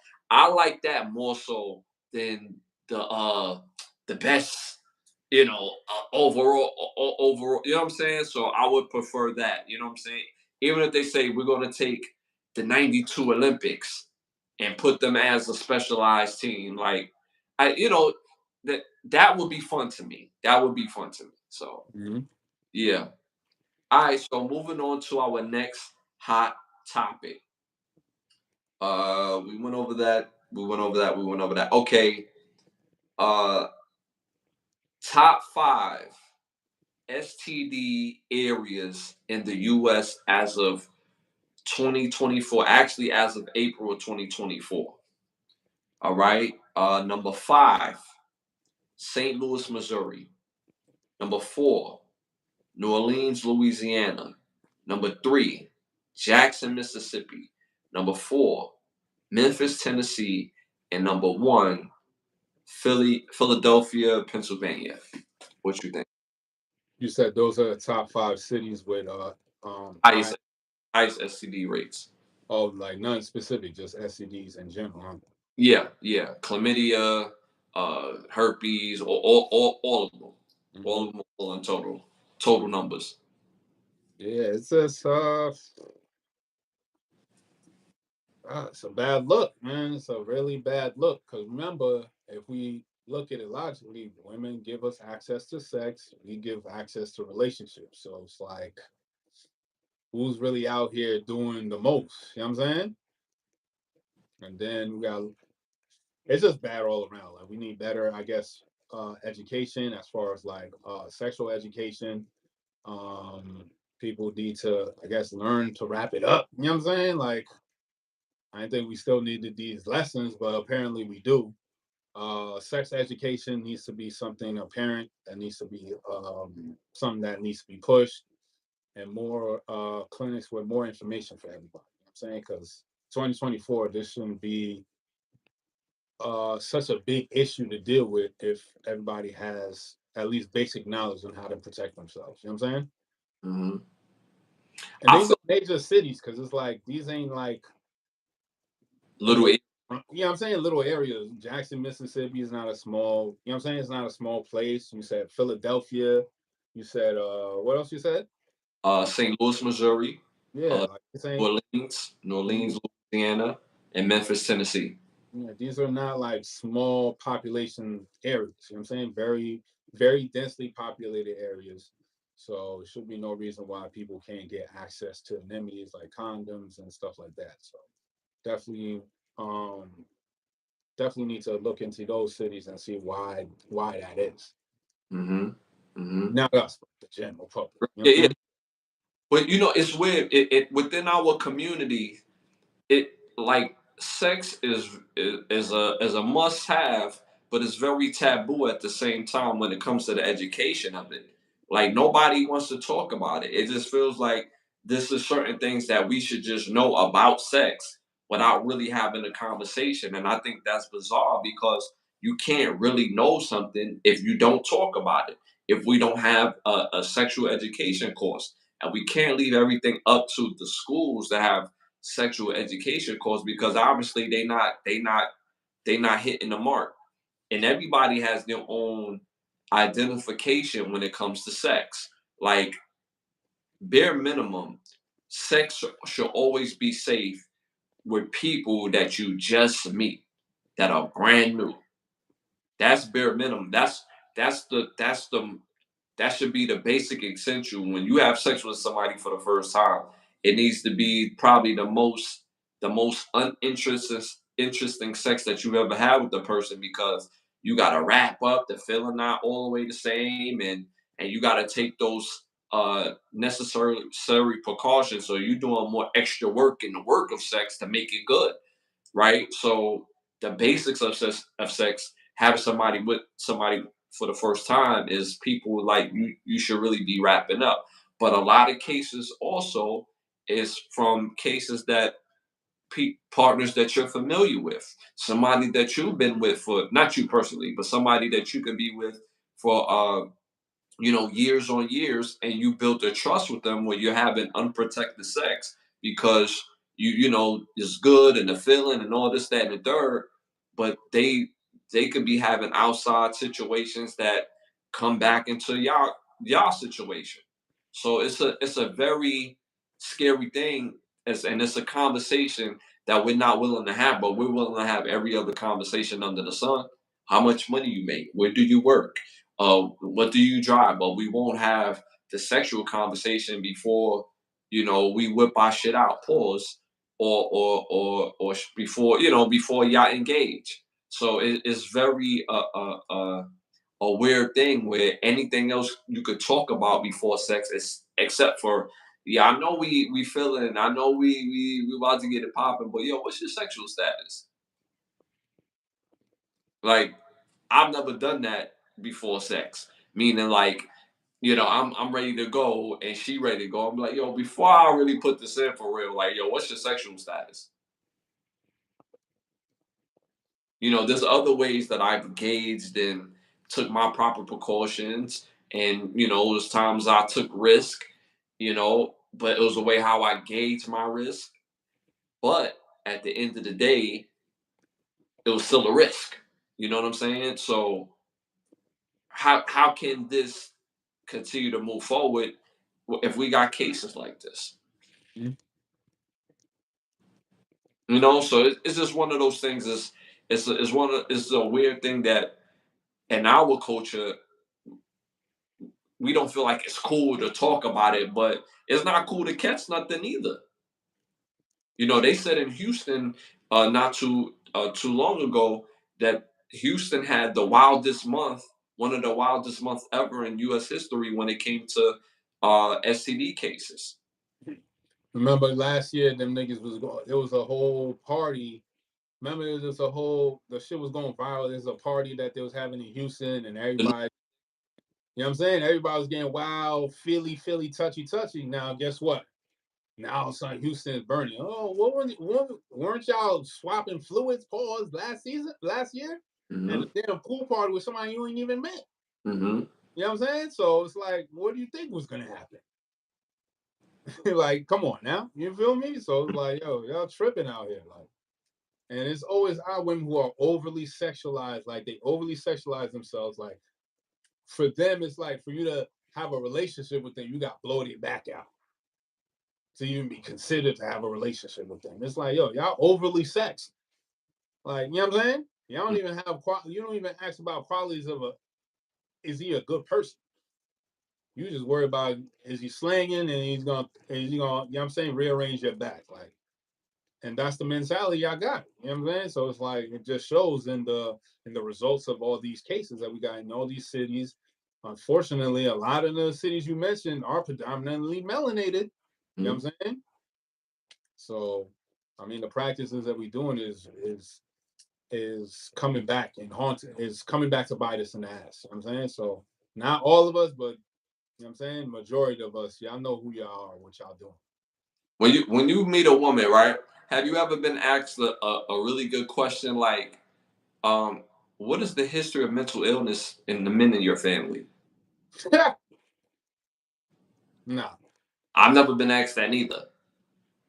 You know what I'm saying? So, again, when it comes to sex, it's a very glossed over conversation that we don't have as a people. Like, some people, like, yeah, I'll talk about it all the time. Like, I ask the right questions and this, that, and the third. Yeah, okay. Most people don't have the hard sex question or sex conversation before they have sex. When you're really into somebody and really find them attractive and you love their vibe and their energy, most times you're going based on that. And me as a man, I go based on age as well. So if a woman is a certain age, I already kind of know how many guys that you done dealt with. If you had long-term relationships, I incorporate that in too. If you went to college, I incorporate my own numbers.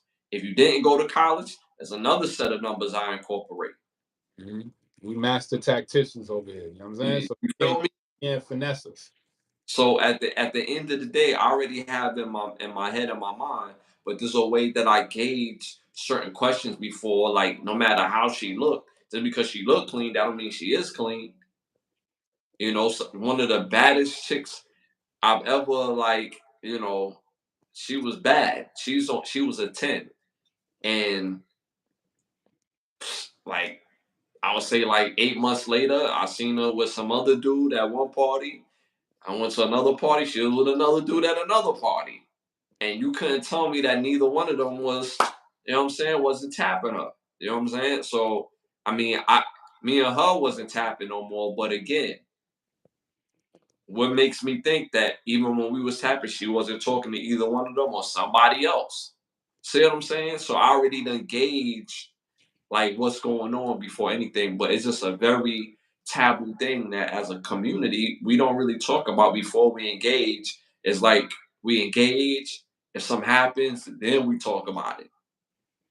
So and it's backwards. We really need to have rites of passage programs. You as a parent, you need to speak to your children about sex. As schools, they need to speak about sex, and they have to show the real consequences of sex, because sex, when you start having sex, it's a responsibility, and a lot of kids don't understand that. Somebody could get pregnant, somebody could catch an STD. That's a grown responsibility to have to deal with. So and it's going to be beneficial for our community. So, all right, y'all. Moving on to the next hot topic.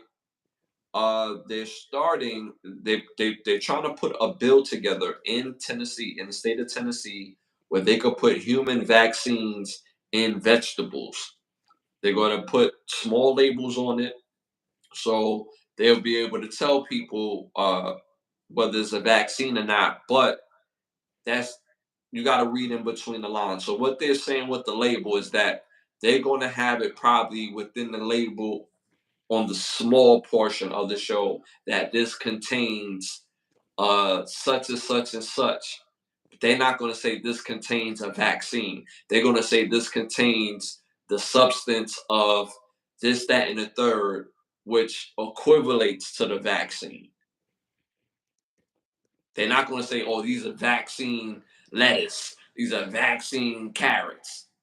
They're not going to do that. But they're passing a bill where they could put a label that tells people within the ingredient that there's a vaccine within the vegetables. What do you think about that? First of all, how the fuck you putting vaccine in vegetables in the first place? Whose cockamamie idea was that? That doesn't even make any sense. Who says I want vaccines in my lettuce? Why should there be vaccine in my lettuce or my tomatoes? Or, you know what I'm saying? Mm-hmm. Like, what logical being said this was smart? Mm-hmm. Y'all so smart, but y'all so dumb. All this education, you plumb dumb. Like, that doesn't even make any sense. Like, that's crazy, man. And who's making these decisions? Where's the other farmers? Like, where are they saying? Like, how are they going to raise crops that now have vaccine in them? Like, how does that make sense? You know what I'm saying? Like, that shit's weird. They're gonna rate. What they're gonna rate. What they're trying to say. Well, you already know. I'm saying they're gonna raise their regular crops, and then instead of going from the farm to the actual grocery store, it's gonna go to a farm to another plant where they're gonna induce all this chemicals into the damn vegetables. You stop us, you tell us, oh, we can't start growing our own stuff no more. We need to rely on y'all. Okay, fine. You stop us from growing plants and vegetables in our own backyards to rely on groceries and all this other stuff. And this is the shit that we get for it. Mm-hmm. But what's stopping somebody from just growing their own shit? Mm-hmm. You know what I'm saying? Mm-hmm. Obviously, that's the better option. Because fuck with y'all, like, they're going to have us eating bugs in a little bit and loving it.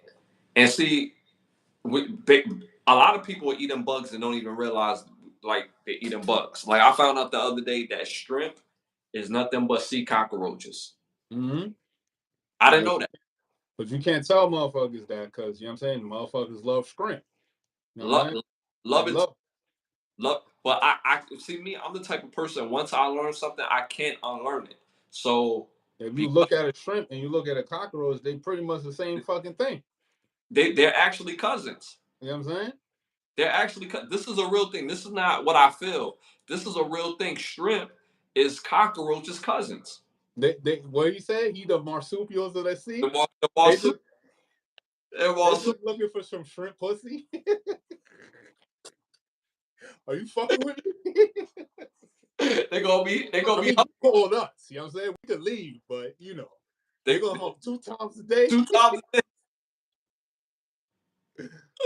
Yo, Oh, but nah, son, that's just crazy. Vaccine in our food is diabolical. Like that is just crazy, and we just letting them keep coming up with more goofy ass ideas. Like the more shit that Bill Gates and his peoples come up with, and then other people backing this shit up. It's just like how y'all voting these motherfuckers in. yeah. Now, first of all, we didn't vote Bill Gates in, so that's one of them niggas think because they got $1 billion, they can make decisions for other niggas. Like just because you got money don't mean you got an education to tell us how to live our lives, my nigga. You know what I'm saying? Who appointed you? Like, I want to see scientists that saying what they gotta say. Where the scientists at? Where the farmers at? You know what I'm saying? All I see is politicians and billionaires want to give they take on shit. Like, no. I want to see some experts. Niggas that went to school and got these degrees and really in the trenches studying this shit. Where they at? Where their voices at? If I see another shit with Neil deGrasse Tyson, it's like, nah, nigga. You ain't the only scientist in the whole world, my nigga. You the only nigga that know about science and space, nigga? Stop, son. Where's everybody else? And see, I don't blame somebody like Bill Gates that get the money and think they run shit, right? I blame the people that put him in power to think he could run shit. Right, that let him like, oh yeah, let's create mechanical mosquitoes. Like, what, nigga? Like, yo, just create a better Windows program and be cool. And be And cool. sit over there. You know what I'm saying? Right. Like, we don't need none of the goofy shit you talking about. Oh, it's getting too hot. Let's blot out the sun, huh? Nah, nigga, chill. You know what I'm saying? Get more sunscreen. How about that? Matter of fact, go live in a cave. You know what I'm saying? Right. So you got the bread. Yes. Like, why not? Why you gotta deter everybody else because you can't sit in the sun? right. That's not my problem. That's a you problem. It's not like you run into Target. You know what I'm saying? What I'm saying? You got all the bread in the world. I'm pretty sure he got underground bunkers. His house is probably a fortress. So the sun. Good. Stop. And this vaccine lettuce, that's wild. That's wild diabolical. So, like, niggas trying to eat good and be right. Now you want to tap her with the greens all of a sudden. Yeah. Straight See, diabolical works, man. and see, the more we learn about stuff about food, like we're in 2024. If you see my grocery list now compared to 2014, 10 years ago, it's completely different. Because I learned things about food that's in our food that has harmful effects on us, and I feel the difference just within my body, within my energy, my skin, everything. You know what I mean? So when I learn something about food and things that we put in in my body, I'm like yeah, nah, I'm good. That ain't that delicious. Well, I'm gonna keep eating it. Well, I don't mess with them Doritos because how they make Doritos, I found out shrimp is a damn cockroach, so now I can't eat no shrimp no more. I used to love me some shrimp. They've ruined all the food groups. You know what I'm saying? They ruined the poison in the oceans. Can't really eat the fish. There's too much mercury in the fish. Can't eat this. You can't eat that. It's like, goddamn. Right. Like, you got all this technology, all this money, and y'all keep fucking up. You remember the first time you ate tilapia? I can't remember the first time I ate it, but I heard we're not even supposed to be eating tilapia because that's not no real fish. Bro. It's like made up shit and some lab shit. Bro, when I first had tilapia, I thought it was the best thing going. Like, catfish delicious, right? Catfish delicious. My mom's like, yo, tilapia is a bottom feeder. Like, stop eating that. I'm like, yeah, I don't know what that is, so I'm gonna keep eating it. So when I start doing my own research on what a tilapia is, it's really not a real fish. It's just made up different parts and they slap it together and they just call it tilapia. You know what I'm saying? But catfish delicious. When I really did the research, I stopped eating tilapia. I was like, let me get to my shrimp bag. Get more to the shrimp. Now I found that shrimp is a damn cockroach, a sea cockroach. I can't enjoy no shrimp. So now I'm all at Publix buying all the salmon burgers niggas got in the stock. Like, yo, let me get one of them salmon burgers. Mind you, they like $7, $8 a pop for a salmon burger. It's like 2, 3 in a pack. You know what I'm saying? Barely that. Maybe 2. Nah, they sell them separate. Oh. I gotta buy them separate. Like they pause, they sizey, but still it's like $8. Just to eat healthy and eat right. I done bought them out. I went back to the like, yo, I need some more of that salmon burger. Y'all got the dill jump, the dill pause. You know what I'm saying? That's the flavor jump. They like, yeah, we ran out. We gotta wait for the next shipment. Like, damn, I done bought these niggas out. You know what I'm saying? Like, cause I'm trying to eat right. You know what I'm saying? So at the end of the day, all jokes aside, like for them to put the vaccine in our vegetables, like, what is the end game? Why? Why? Why y'all ruining it? Why are you trying to remake the wheel? If Right. if we've been doing agriculture for thousands of years, why try to reinvent it?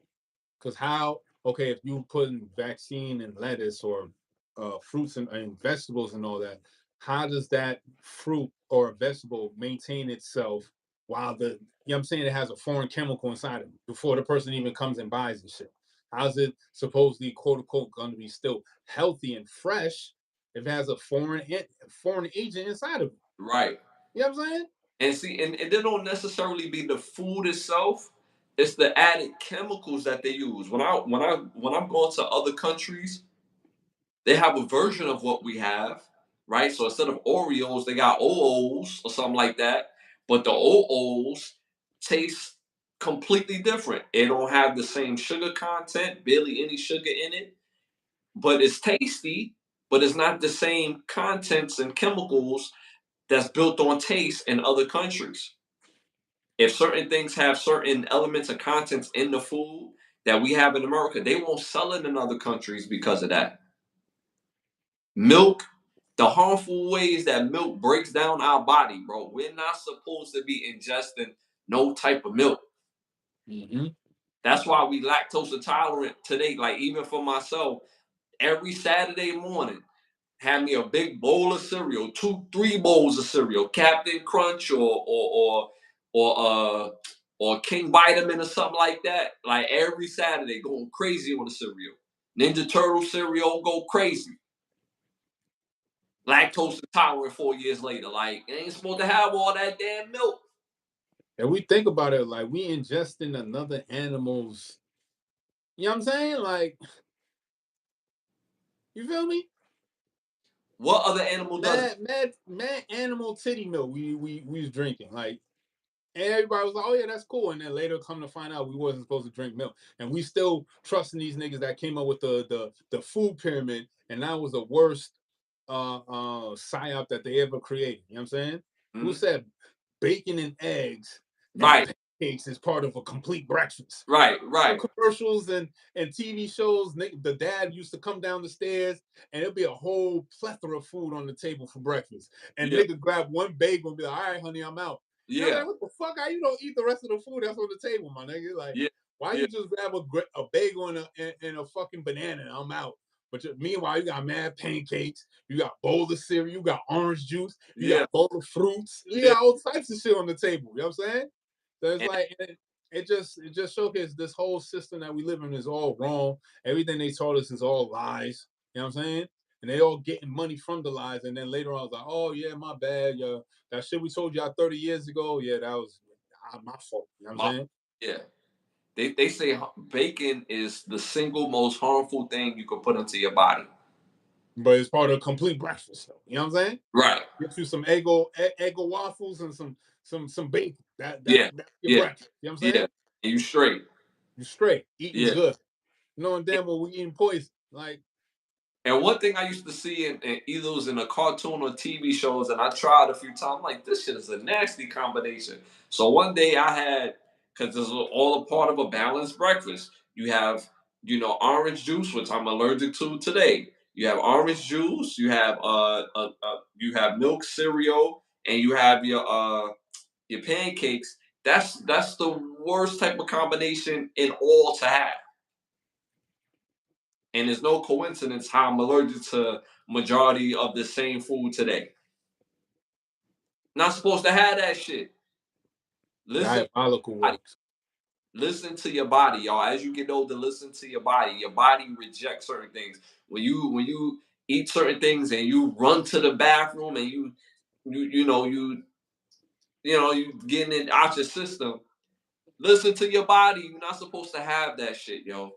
So it's just crazy how you know how that is, you know, with them trying to put vaccines into the foods. They continue to put more harmful vaccines into the foods, and let alone, I don't know if you remember, they was putting pesticide in the food as well too. And then when you like this, the crazy shit. When they handling pesticide, these niggas got heavy equipment on. You know what I'm saying? They can't even handle this shit with their own bare hands. They got to have industrial strength gloves. But you're gonna tell me the nigga handling shit with industrial strength gloves is he's handling it this way, but then you're gonna tell me it's safe for me to eat and consume. Yeah, But he got whole equipment on, whole suit on to handle the pesticide. you're right. But it's safe for me to eat. Come on, son. Yeah, nah, How nah. was farming done when there was no pesticide? You Right. know what I'm saying? Because farming's been around for thousands of years. Yes, yes, yeah. So if the pests were always here, how did the farmers handle the pests if there was no pesticide until the 1800s and the early 19th century? How did the rest of the farmers handle it? Right. You feel me?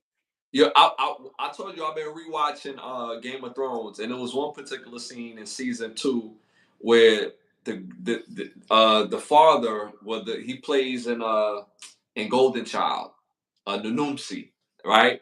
And he's Oh, sweet brother Noopsy. Brother Noopsy, you know what I'm saying? Brother Noopsy. He cutting the animal, and he's tearing it up with his bare hands.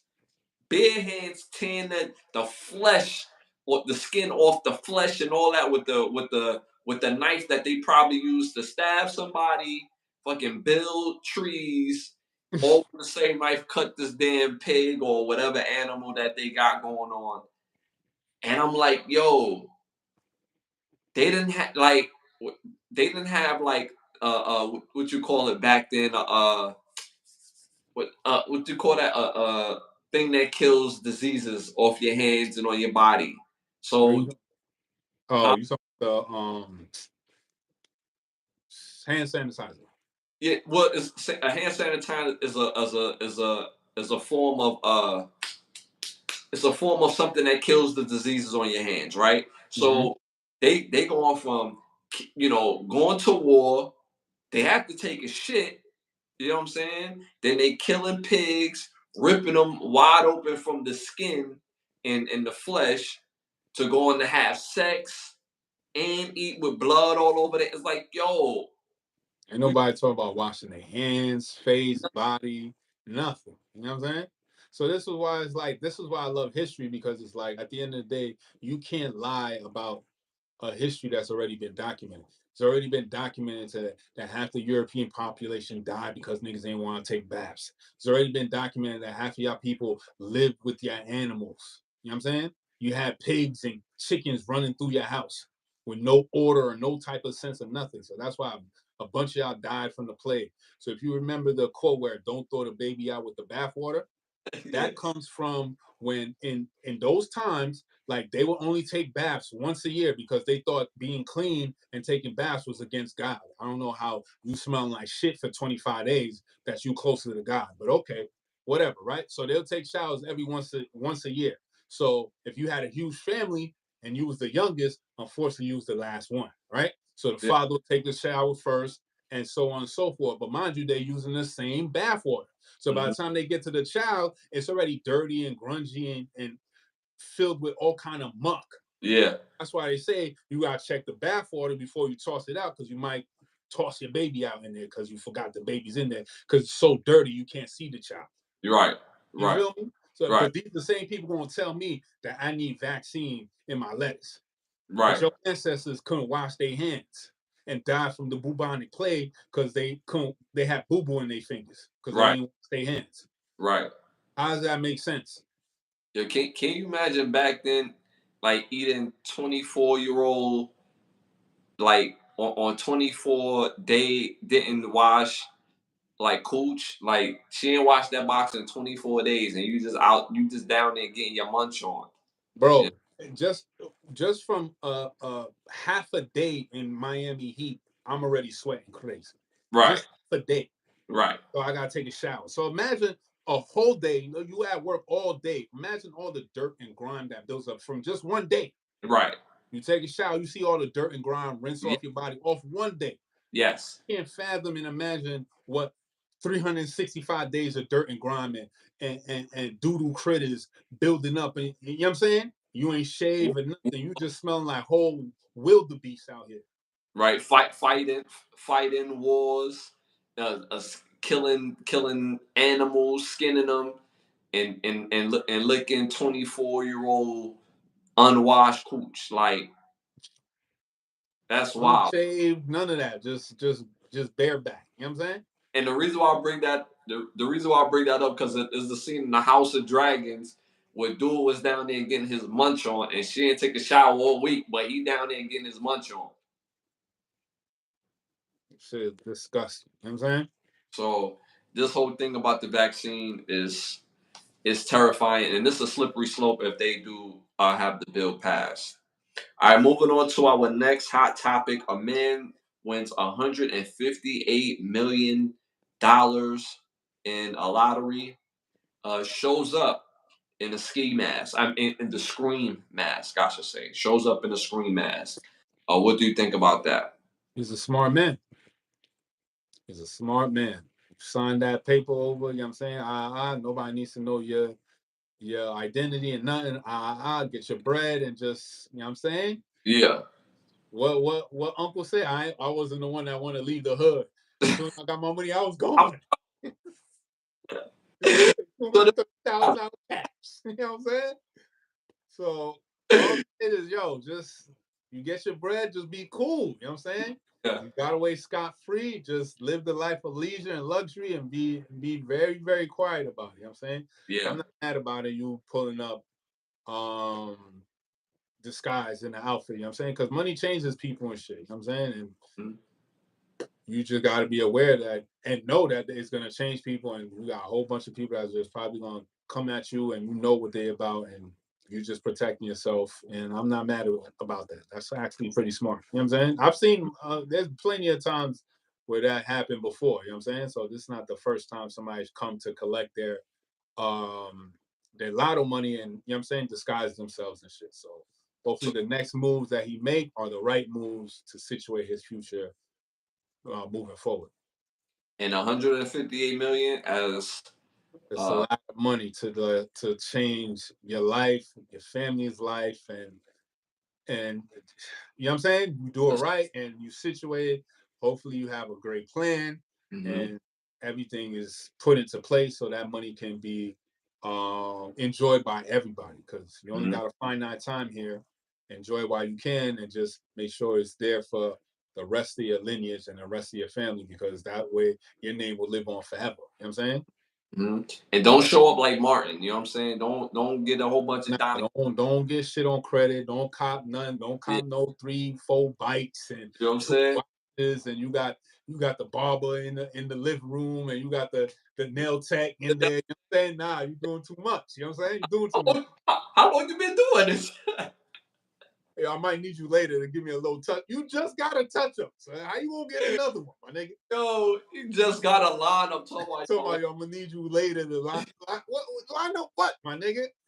You know what I'm saying? Nigga crispy talking about, yo, I need you to keep me crispy, you heard? Like, and pulled up on a train. Like they rolled in on the train. Like, this is like, you know what I mean? Like, had his mans roll the train there for him. You know what I'm saying? Don't, like, you know what I mean? As a person, you know, of know that I know about taxes, 158 million, pay all them taxes up front and on the back end. Up front and on the back end. Up front and on the back end. There's going to be benefits off of that if you do it that way. Just don't pay it all up front or just on the back. If you pay the back end, just the back end, you're in for a world of hurt. Pay up front and the back end, and it's going to benefit you, sir. Secondly, smart move. Smart move. Pull up in a poo shiesty or a screen mask where you could cover your whole face. Smart move. Not mad at him for that at all. like you said, money changes people, but it doesn't really change the person. Money makes you more the person that you already are. It really changes the people around you because they like, yo, you got this money. And because you got this money, I'm gonna count your pockets. You got enough money to situate me. So now that you don't situate me, oh, so you don't really fuck with me for real because you didn't situate me. So money changes people, but it changes people more so the people around the person with the bag. Because the person now with the bag, it don't make them more than what they already were. If they was a lame-o, they're gonna be a lame-o with the bag. If they into, science, they're gonna be, into more science with the bag. And so on and so forth.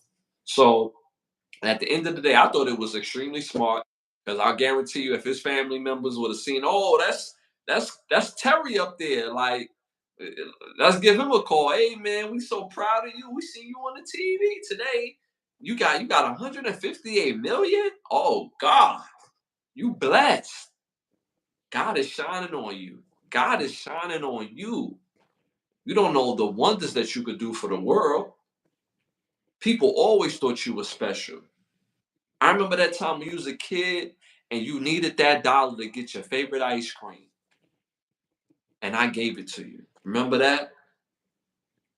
That's the type of conversations I got I got somebody oh, I don't want to say their name, but somebody loved to say when I was little that they gave me all this money to go run to the store, me and my mans and them. They gave us $1 to go crazy at the store.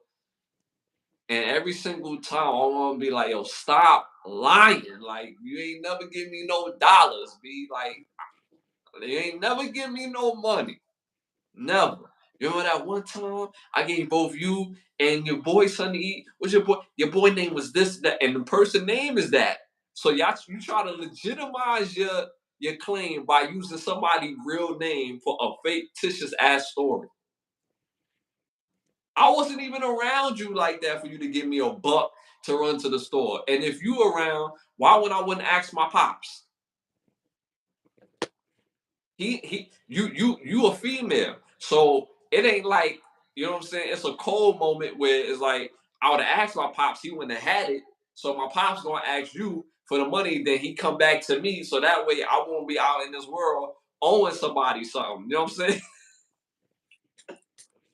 I didn't even know I had that kind of mind control.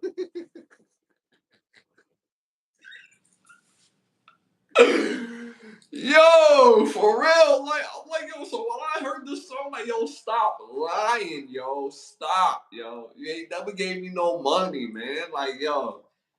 So, yo, this I'm happy for that dude to win 158 million. I hope he enjoys it to the fullest. Don't live don't live for anybody else. Live for yourself. If you choose to take care of your family and your loved ones around you, great, because you'll be a benefit to those around you. If you choose not to and just go crazy, then that's your prerogative too, man. That is your prerogative too. But most times when we get blessed, we can't help but bless everything around us. Everything is a blessing once we get blessed. So you're gonna continue to get blessings for that. So congratulations to that man, and I hope you spend it wisely, my brother. All right, moving on to the next hot topic: top five top five countries that have the highest divorce rates. Number 5, the Ukraine, that's 70%. Number 4, Russia at 73%. Number 3, Luxembourg at 79%. Number 2, Spain at 85%. And number 1, Portugal at 94%. What do you think? Niggas just need to stop getting married. There's just no point no more. The incentives for getting married is not there no more. You know what I'm saying? Like, you really, niggas got married because that's the way you got pussy. You know what I'm saying? You don't need to get married to get vagina no more. You know what I'm saying? So why are we getting married? So there's no point. Because the bar has been brought low. And it's not been brought low by us. It's been brought low by women. You know what I'm saying? So the stuff that they used to ask and require of us to bring to the table before we would get access to vagina and access to them, and they get access to our incentives and what we bring to the table, it was the fact that no matter the woman was pure, this, that, and the third, you know what I'm saying? All these things were there. Now none of this shit is there. So why is niggas still getting married? It's just stupid now. You should just not get married because we gonna get fucked in court.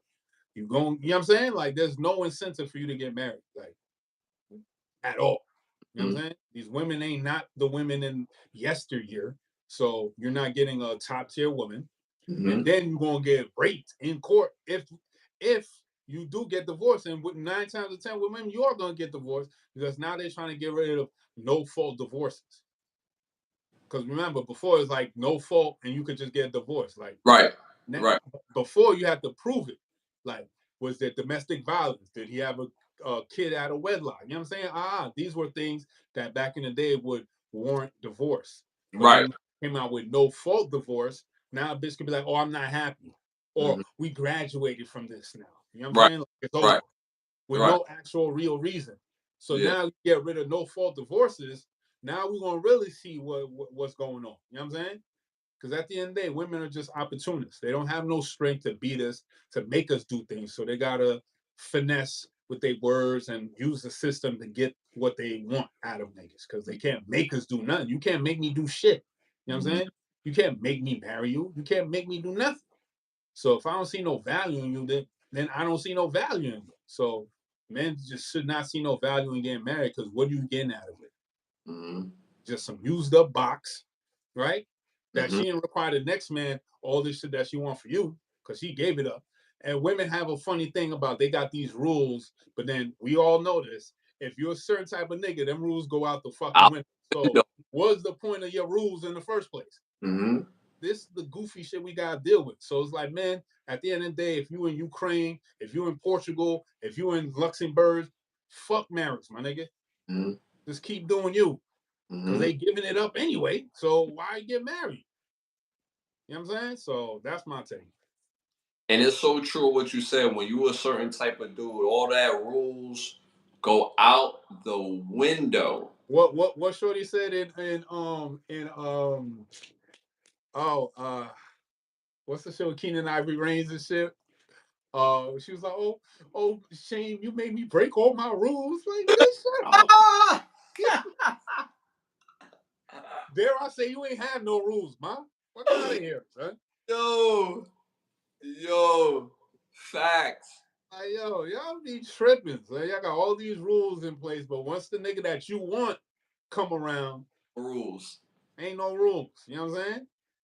It could be the damn near, you could have the top tier, upper echelon quarterback that won 7 Super Bowls, but because he ain't listen to you, now you smashing the damn judo instructor. Right. And he ain't even the top tier judo instructor. Right. He ain't even go to top tier judo mastery school. You know what I'm saying? He just low level nigga. Yeah. You feel me? Yeah. He didn't win judo of the year. He didn't win, you know what I'm saying? He don't got top tier medals. He's just an average judo instructor. But meanwhile, you got this top tier, upper echelon quarterback who done won 7 Super Bowls. Right. Which is unheard of. Right. 7 Super Bowls, but then you gonna give it, and you just gonna give it up to the pool boy. Yeah. So what's the incentive for me to marry you and want to die for you? There is none. And the gangster part about it, she could leave this quarterback, take half the bread, get all the amenities that she would get, and get the kids. And get the kids, move the judo instructor in the crib that you bought and paid for. Right. That you still paying for, right? Right. Because y'all still going to court. And you got to pay her lawyer fees on top of that. Like, get the fuck out of here, son. Yeah. If you still getting married in 2024 and 2025 and going into 2026, as a man, you stupid. And it's on you, my nigga, because you making the choice to get married. She can't make you marry her. Right. You making that choice. You making that decision. So you got to take this L, my nigga. There's too many choices out. It's too many examples out here for you to see that you're going to get raped in court. So why go through it? Until we start seeing laws that's implemented to be equal and be fair for both parties. Until then, don't get married because it just doesn't make no sense. For what? Because she gonna just in 5 years be like, I don't want to fuck with you again. Now we just graduated. Now I want a new. I'm on some new shit. Like the next gonna come in and put you on a pedestal. You Right. a couple of years older. You divorced. Like you're not a prize for the next man. You was a prize for your husband, but you left that nigga. So you think you're gonna be a prize for the next man? You bugging. You just don't know how men think, and that's your problem. It'll be easier if you understand how men think, and you would move a certain way to get the results that you want. But you want to think like a woman and act like a man, but you don't know have no idea how men think. Very simple. It's very simple and very easy. You know what I'm saying? And you wouldn't have none of these problems. And men wouldn't have none of these problems if you knew how we move. But and that's said by one of the most toxic people that we have in our generation, which is Steve Harvey. You should think like a woman, act like a woman. Don't do what this dude say, yo. He has an agenda. His agenda is a completely self-serving agenda. Shout out to one of our day ones that tapped into the building. Shout out to Rowan Jack. You already know we appreciate you.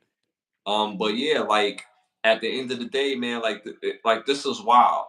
Like the murder rate is so high. The divorce rate is so high, and when I think of to my own personal experiences, like I've had several women that wanted to get married, and I asked them all, "What do I gain from marrying you?" And every single one could not answer it. All of them said, "I just love you." Yeah, now until you change your mind, or y'all women emotions is like the wind. So what do I get? What do I gain from this that's tangible? None. Nothing. Like real talk, nothing. Ron Jackson head. That ain't even enough, man. I'm But be a see, buck with you, like I could get that from. I could get that from. That's easy to not an get. issue. Like That's a very non-issue, and I'm not saying that to brag. I'm saying this is a reality. This is the reality. I live in Orlando. I could go. I live very close to areas that people will want to go party to. It's very easy for me to go down to the bar and do my thing. And at the very worst, play the law of averages. Somebody gonna be down with it. At the very worst. yo, shout out to South Korea in the building. You know what I'm saying? Oh, South South Korea. Korea. Okay, that's what's up. You know what I'm saying? They getting ahead of South Korea. Pause. You know what I'm saying? Better get some sloppy toppy. Gotta get that in South Korea, now, man. You know what I'm saying? They give toppy out there too. You heard? You know what I'm saying? But at the end of the day, like, what is the real benefit? See, for men, when we decide to get married and to marry somebody, is really for companionship. It's really to understand that no matter what I go with this person, that we're going to continue to build and we're going to grow. We're going to have children and we're going to have a family structure, no matter what. So men are the ones that really love. Women don't love, son. Men are the ones that really love unconditionally. You know right, Men love the condition that they getting some out of you. Right. You feel me? So men love unconditionally. We the ones that be like, yo, this is the difference between men and women. When a man gets $100,000 job, he's not thinking about, oh, when I get this $100,000 job, I'm gonna go and oppress women and shit. I'm gonna put them down. No, the nigga getting $100,000 job to be like, yo, I'm gonna take care of my family. Yes. Me straight. This, that, and the third. When a woman gets $100,000 job, if they even do get that, because the percentage of women getting $100,000 or more jobs is very, very low. Check the statistics. It is what it is. But when they get the shit, it's all about, oh, it's for me. Women are the most selfish creatures in the whole entire universe. Most selfish creatures. It's always about me, me, me, me, me, me, me, me, me. That's it. It ain't about family or nothing. It's always about themselves and what they gain out of it. You know what I'm saying? They going on trips, they going shopping, they getting BBLs. And again, what does going shopping benefit the family? It doesn't. What does you getting that Birkin bag benefit the family? Because you can't eat a Birkin. Right. Just does that Birkin bag, if you buy it now and in 10 years you could flip it and get more money out of it? No. So what is the purpose of it?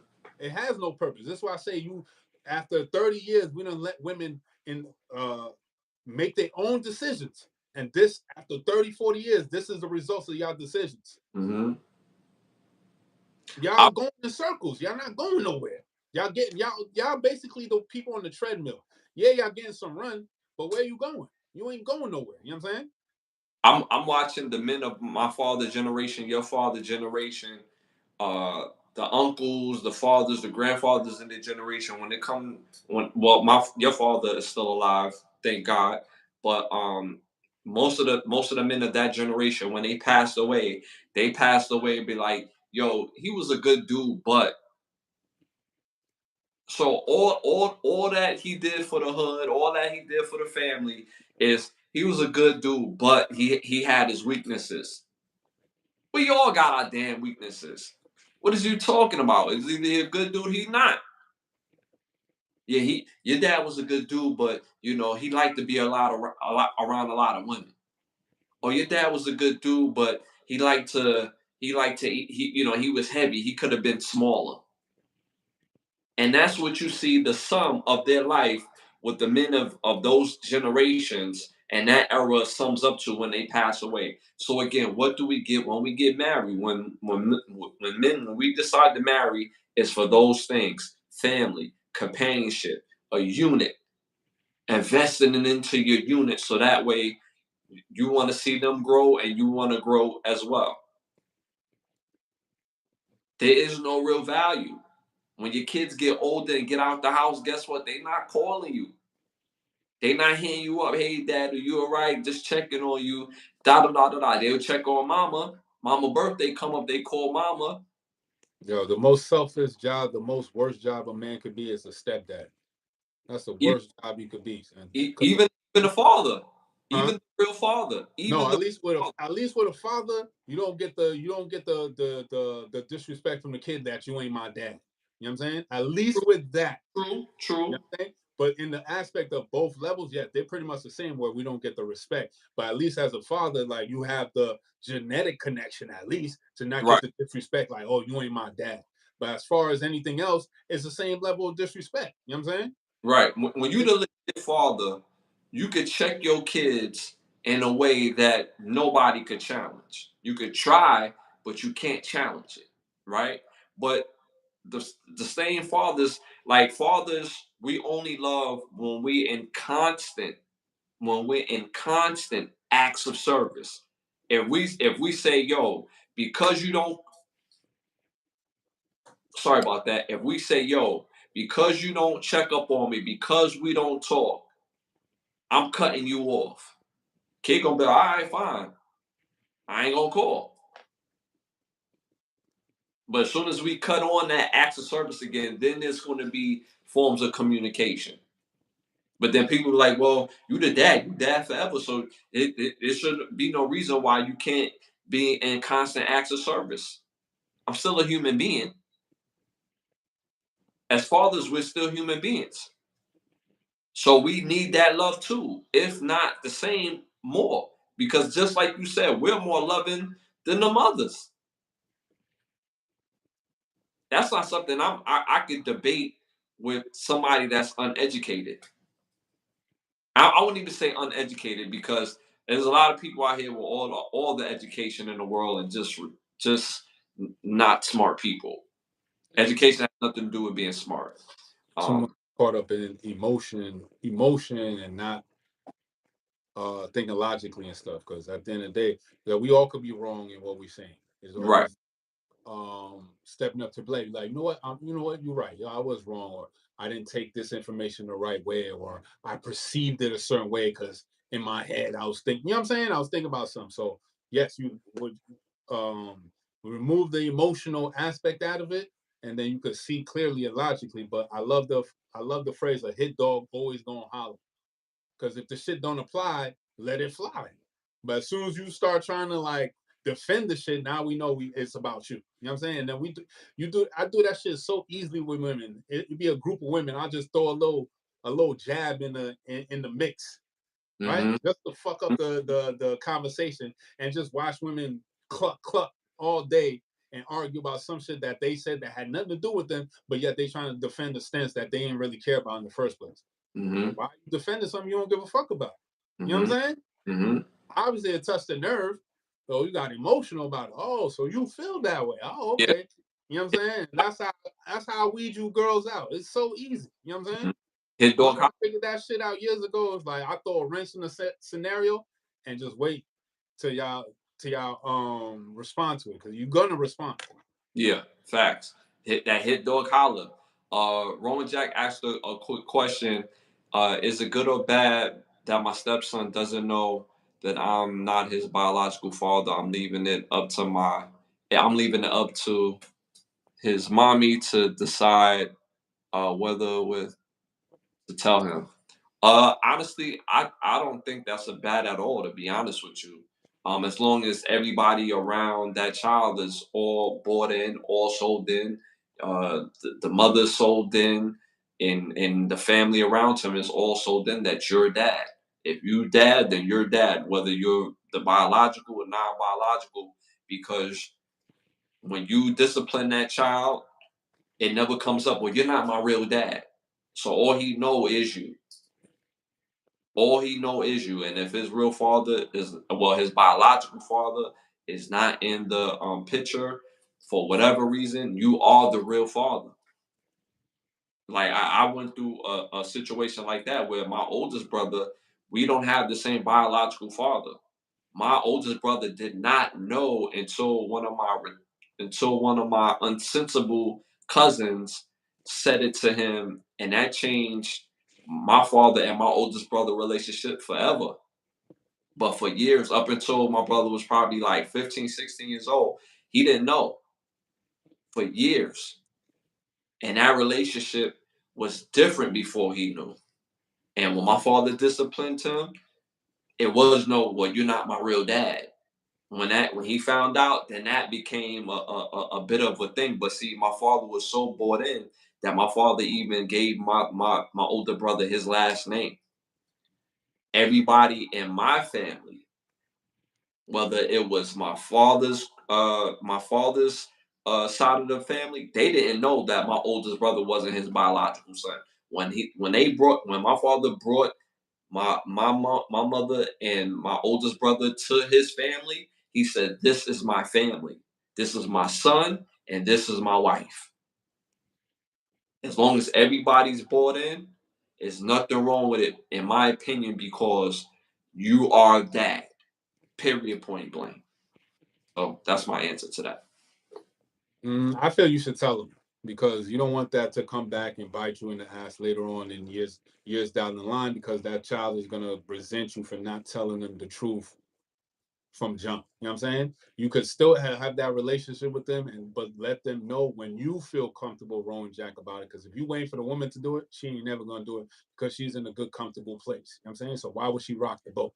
So I feel as though if you have a great connection with that son, there should be a time when rites of passage, when y'all man talk, where y'all need to have that conversation as men. You know what I'm saying? Like, he needs to know the truth, because it's gonna come out.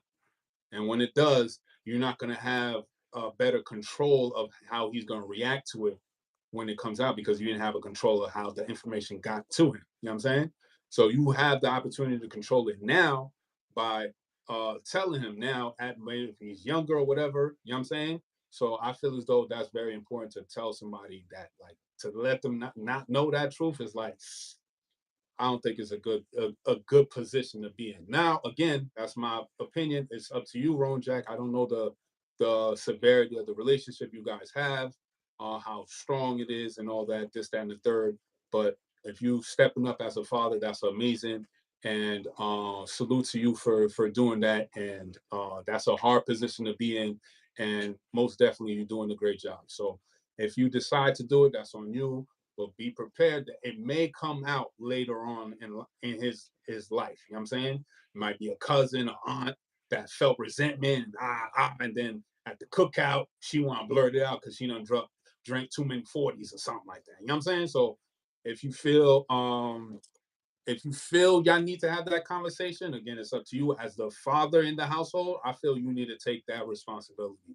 If you don't feel that that y'all need to have that conversation as a man and a father. It's your household. You run it how you see fit. You know what I'm saying? He's 13 and a good boy. That's what and I'm assuming you probably been in his life up until he was 13. So again, you stepped up as a father. I appreciate that. That's a great thing. You know what I'm saying? It's a thankless job, but I thank you for doing that. And I'm pretty sure he thanks you for being the father figure that you are to him and stuff like that. You know what I'm saying?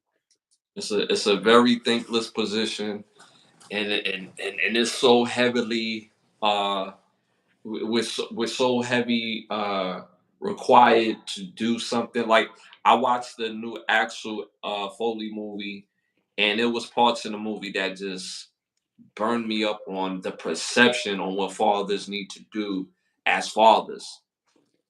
So I don't know if you got a chance to see it yet, but it was scenes in there that I was just like, why are they throwing this agenda in here? This agenda is straight baby shit. Like, I was like, still a good movie, but they incorporate certain agendas, and this particular agenda on what was required as a father forever when people become adults and you've taken care of people, and it's like constant acts of service no matter what, how much game you gave them. And it's so weird, as a parent, you really try to give your kids game. So what if you have a child that don't want the game? Everything that you tell them is wrong, but when they get in the real world, the same shit that you was trying to tell them, now they seeing face value, and now they coming back like, damn, I should have listened to you.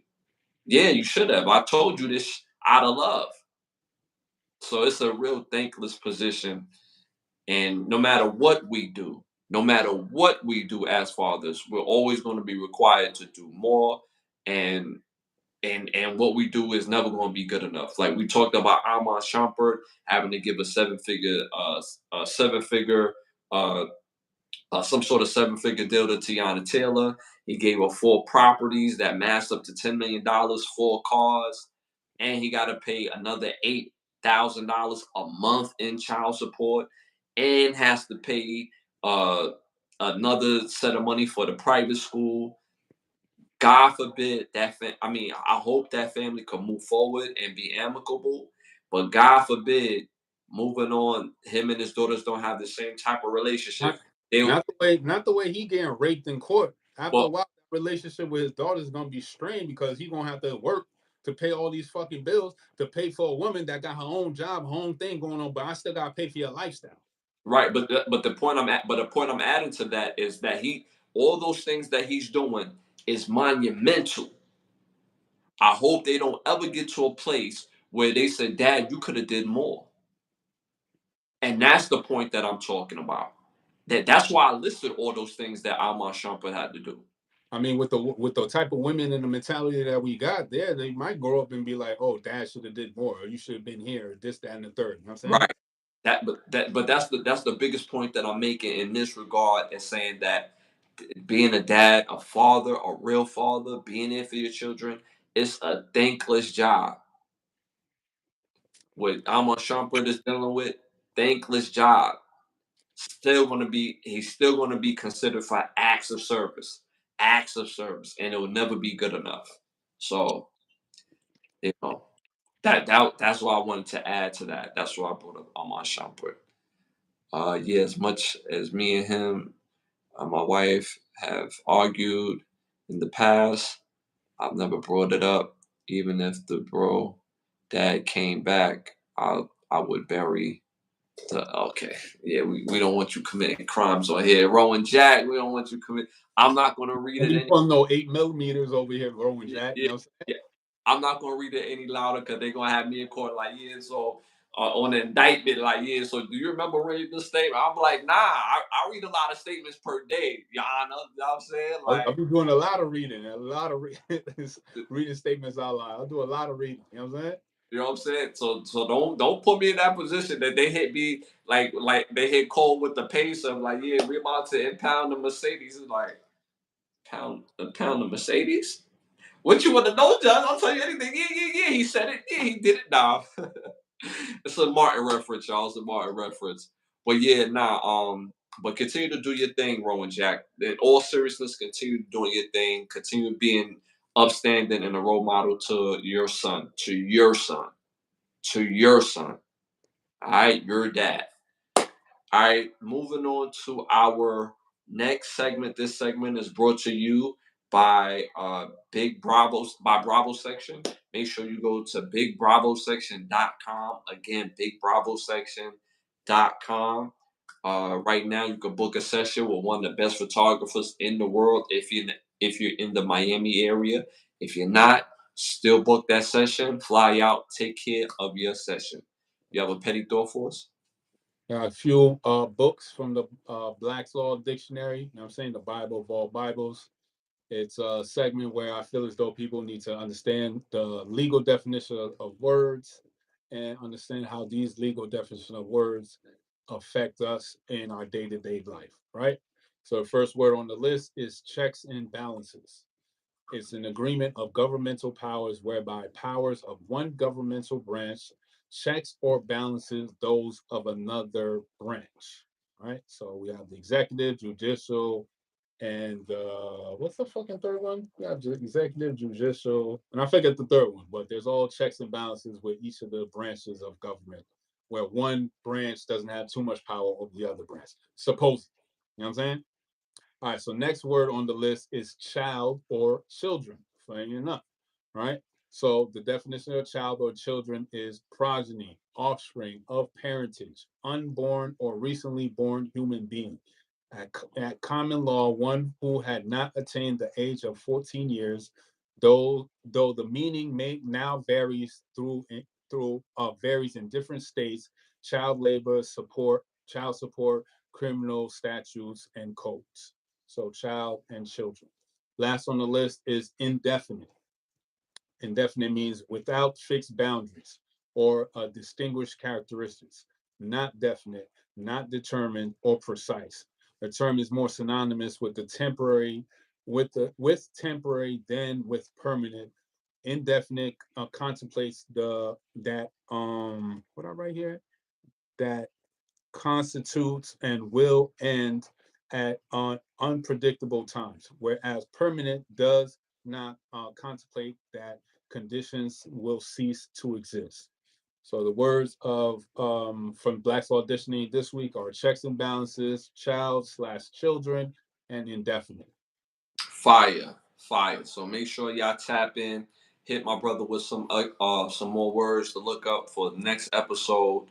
And well, Rowan Jack already sent some words, and he's gonna tap in and look those up for you guys. Shout out to Ron Jack. You stay sending me some words. Some of the words that you do be sending, reasons why I don't mention them, or I'll give you an example of reason why you had a word last week and it didn't come up on the Black's Law Dictionary. So that's the only reason I did not bring up that word. So that also prompts me to look at maybe I might need a fourth or third edition, because a sixth edition ain't it. You know what I'm saying? Because Ron Jack done gave me a couple of words that ain't even in the book. You know what I'm saying? So that sixth edition might be compromised, y'all. We might have to go for a fourth or a third one. So I'm gonna look up the words that you done put on the list.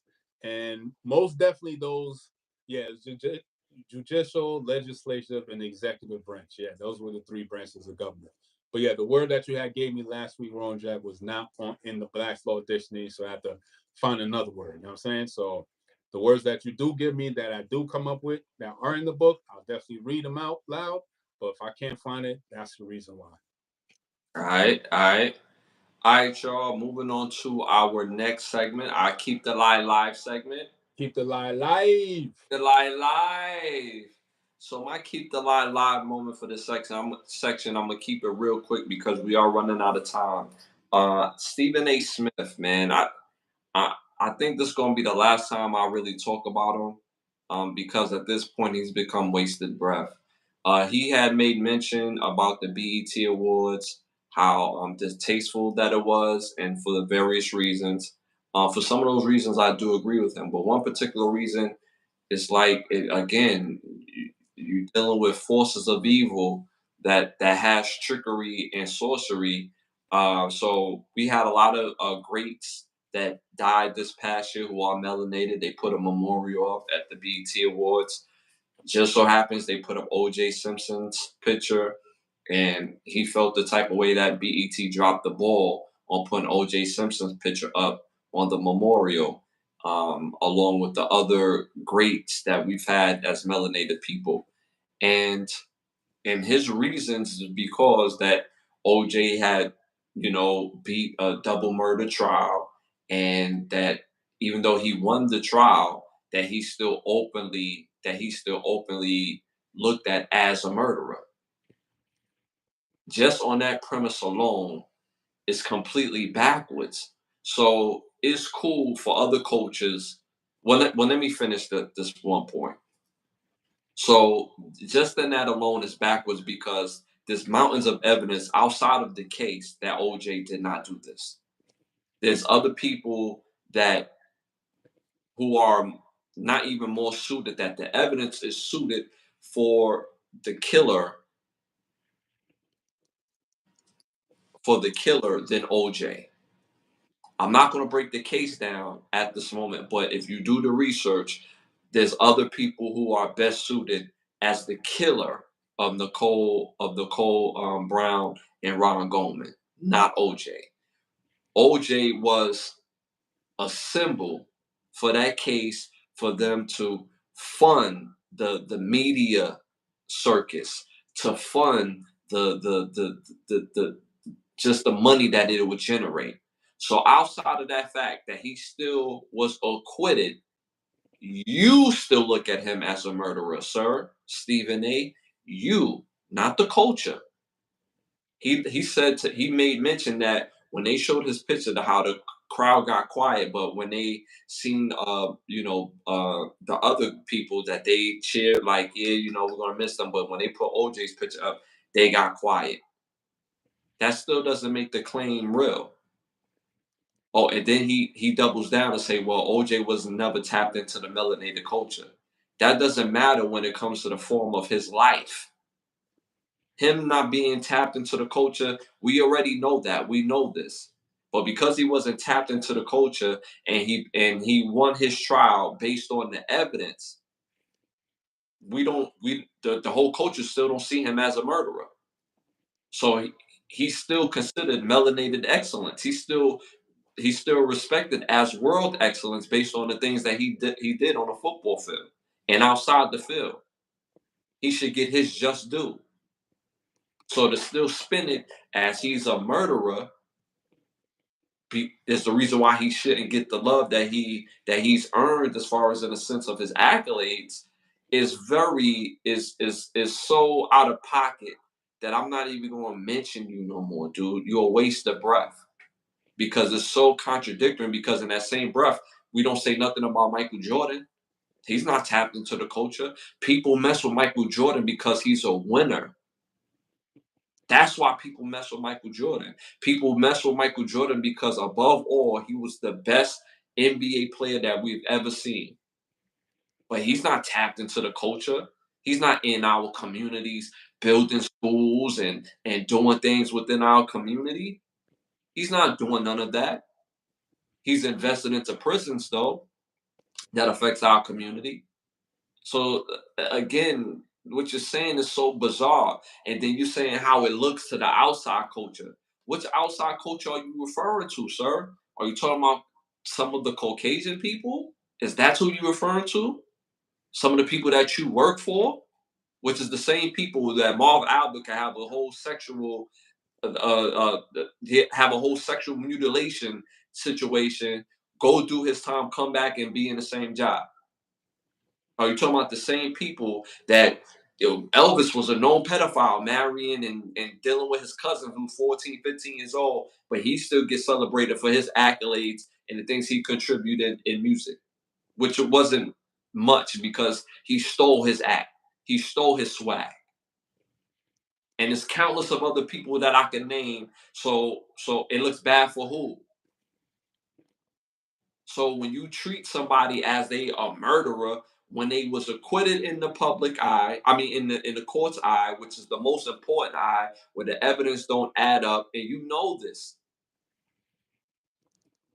and then you speaking as us as melanated people, that we look at him as such. No, we don't.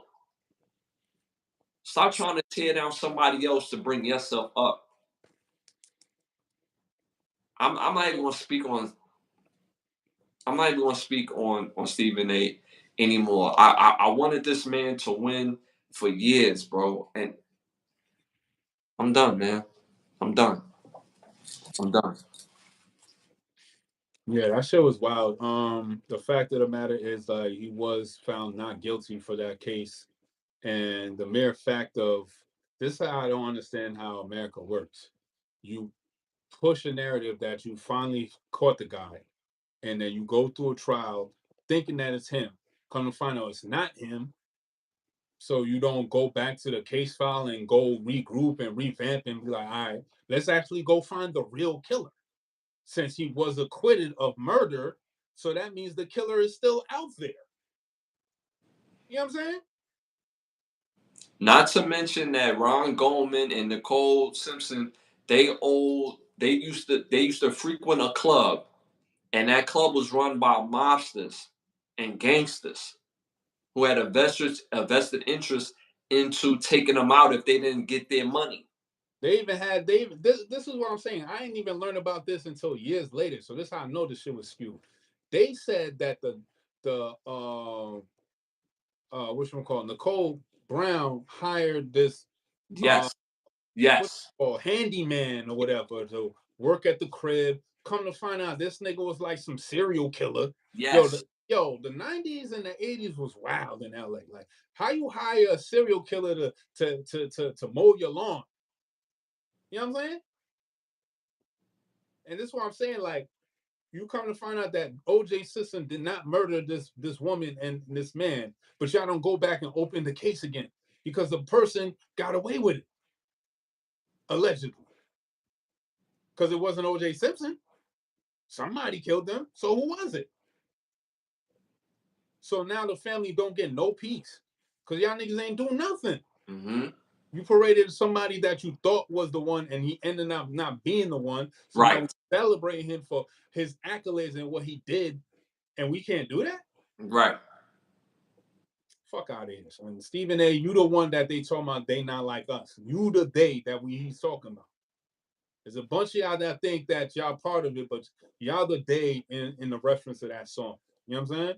Mm-hmm. Oh yeah, like moving on for the rest of the 2024, going on 2025, like Stephen A., you canceled. You know what I'm saying? Mm-hmm. Definitely. I'm done. I'm done. I'm done. Other celebrities have came out and said what they said against Stephen A. I'm done. Like I wanted to root for him. We all got difference of opinion. We all feel a certain way, say a certain thing, a type of, and we should be able to state our opinion and have a conversation. But it's you can see the writing on the wall. We can see the writing on the wall. Anything that's on my YouTube of Stephen A. when he talk about sports, I don't even want to hear when you talk about sports. I'm done.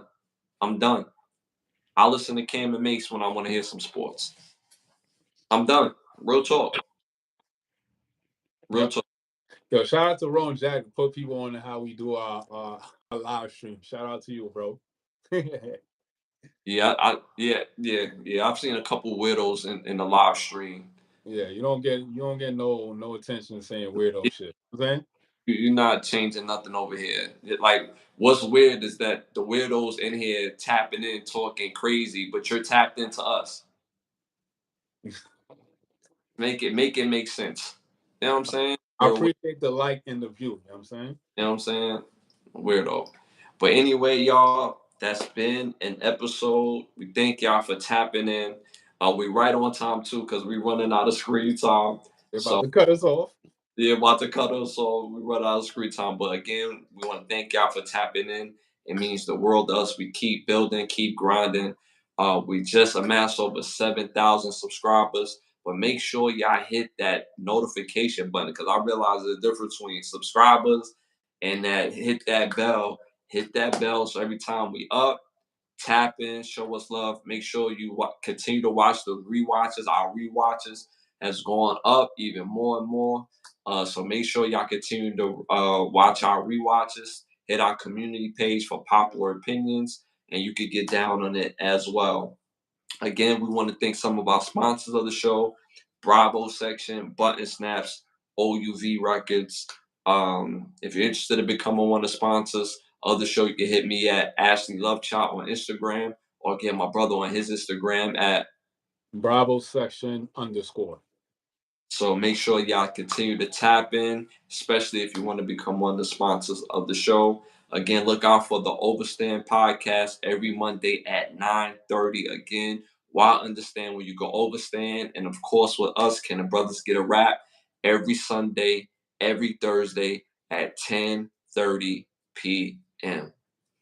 Man, it's nothing but love, and we'll be back next episode 10:30. We'll see y'all soon. We out of here.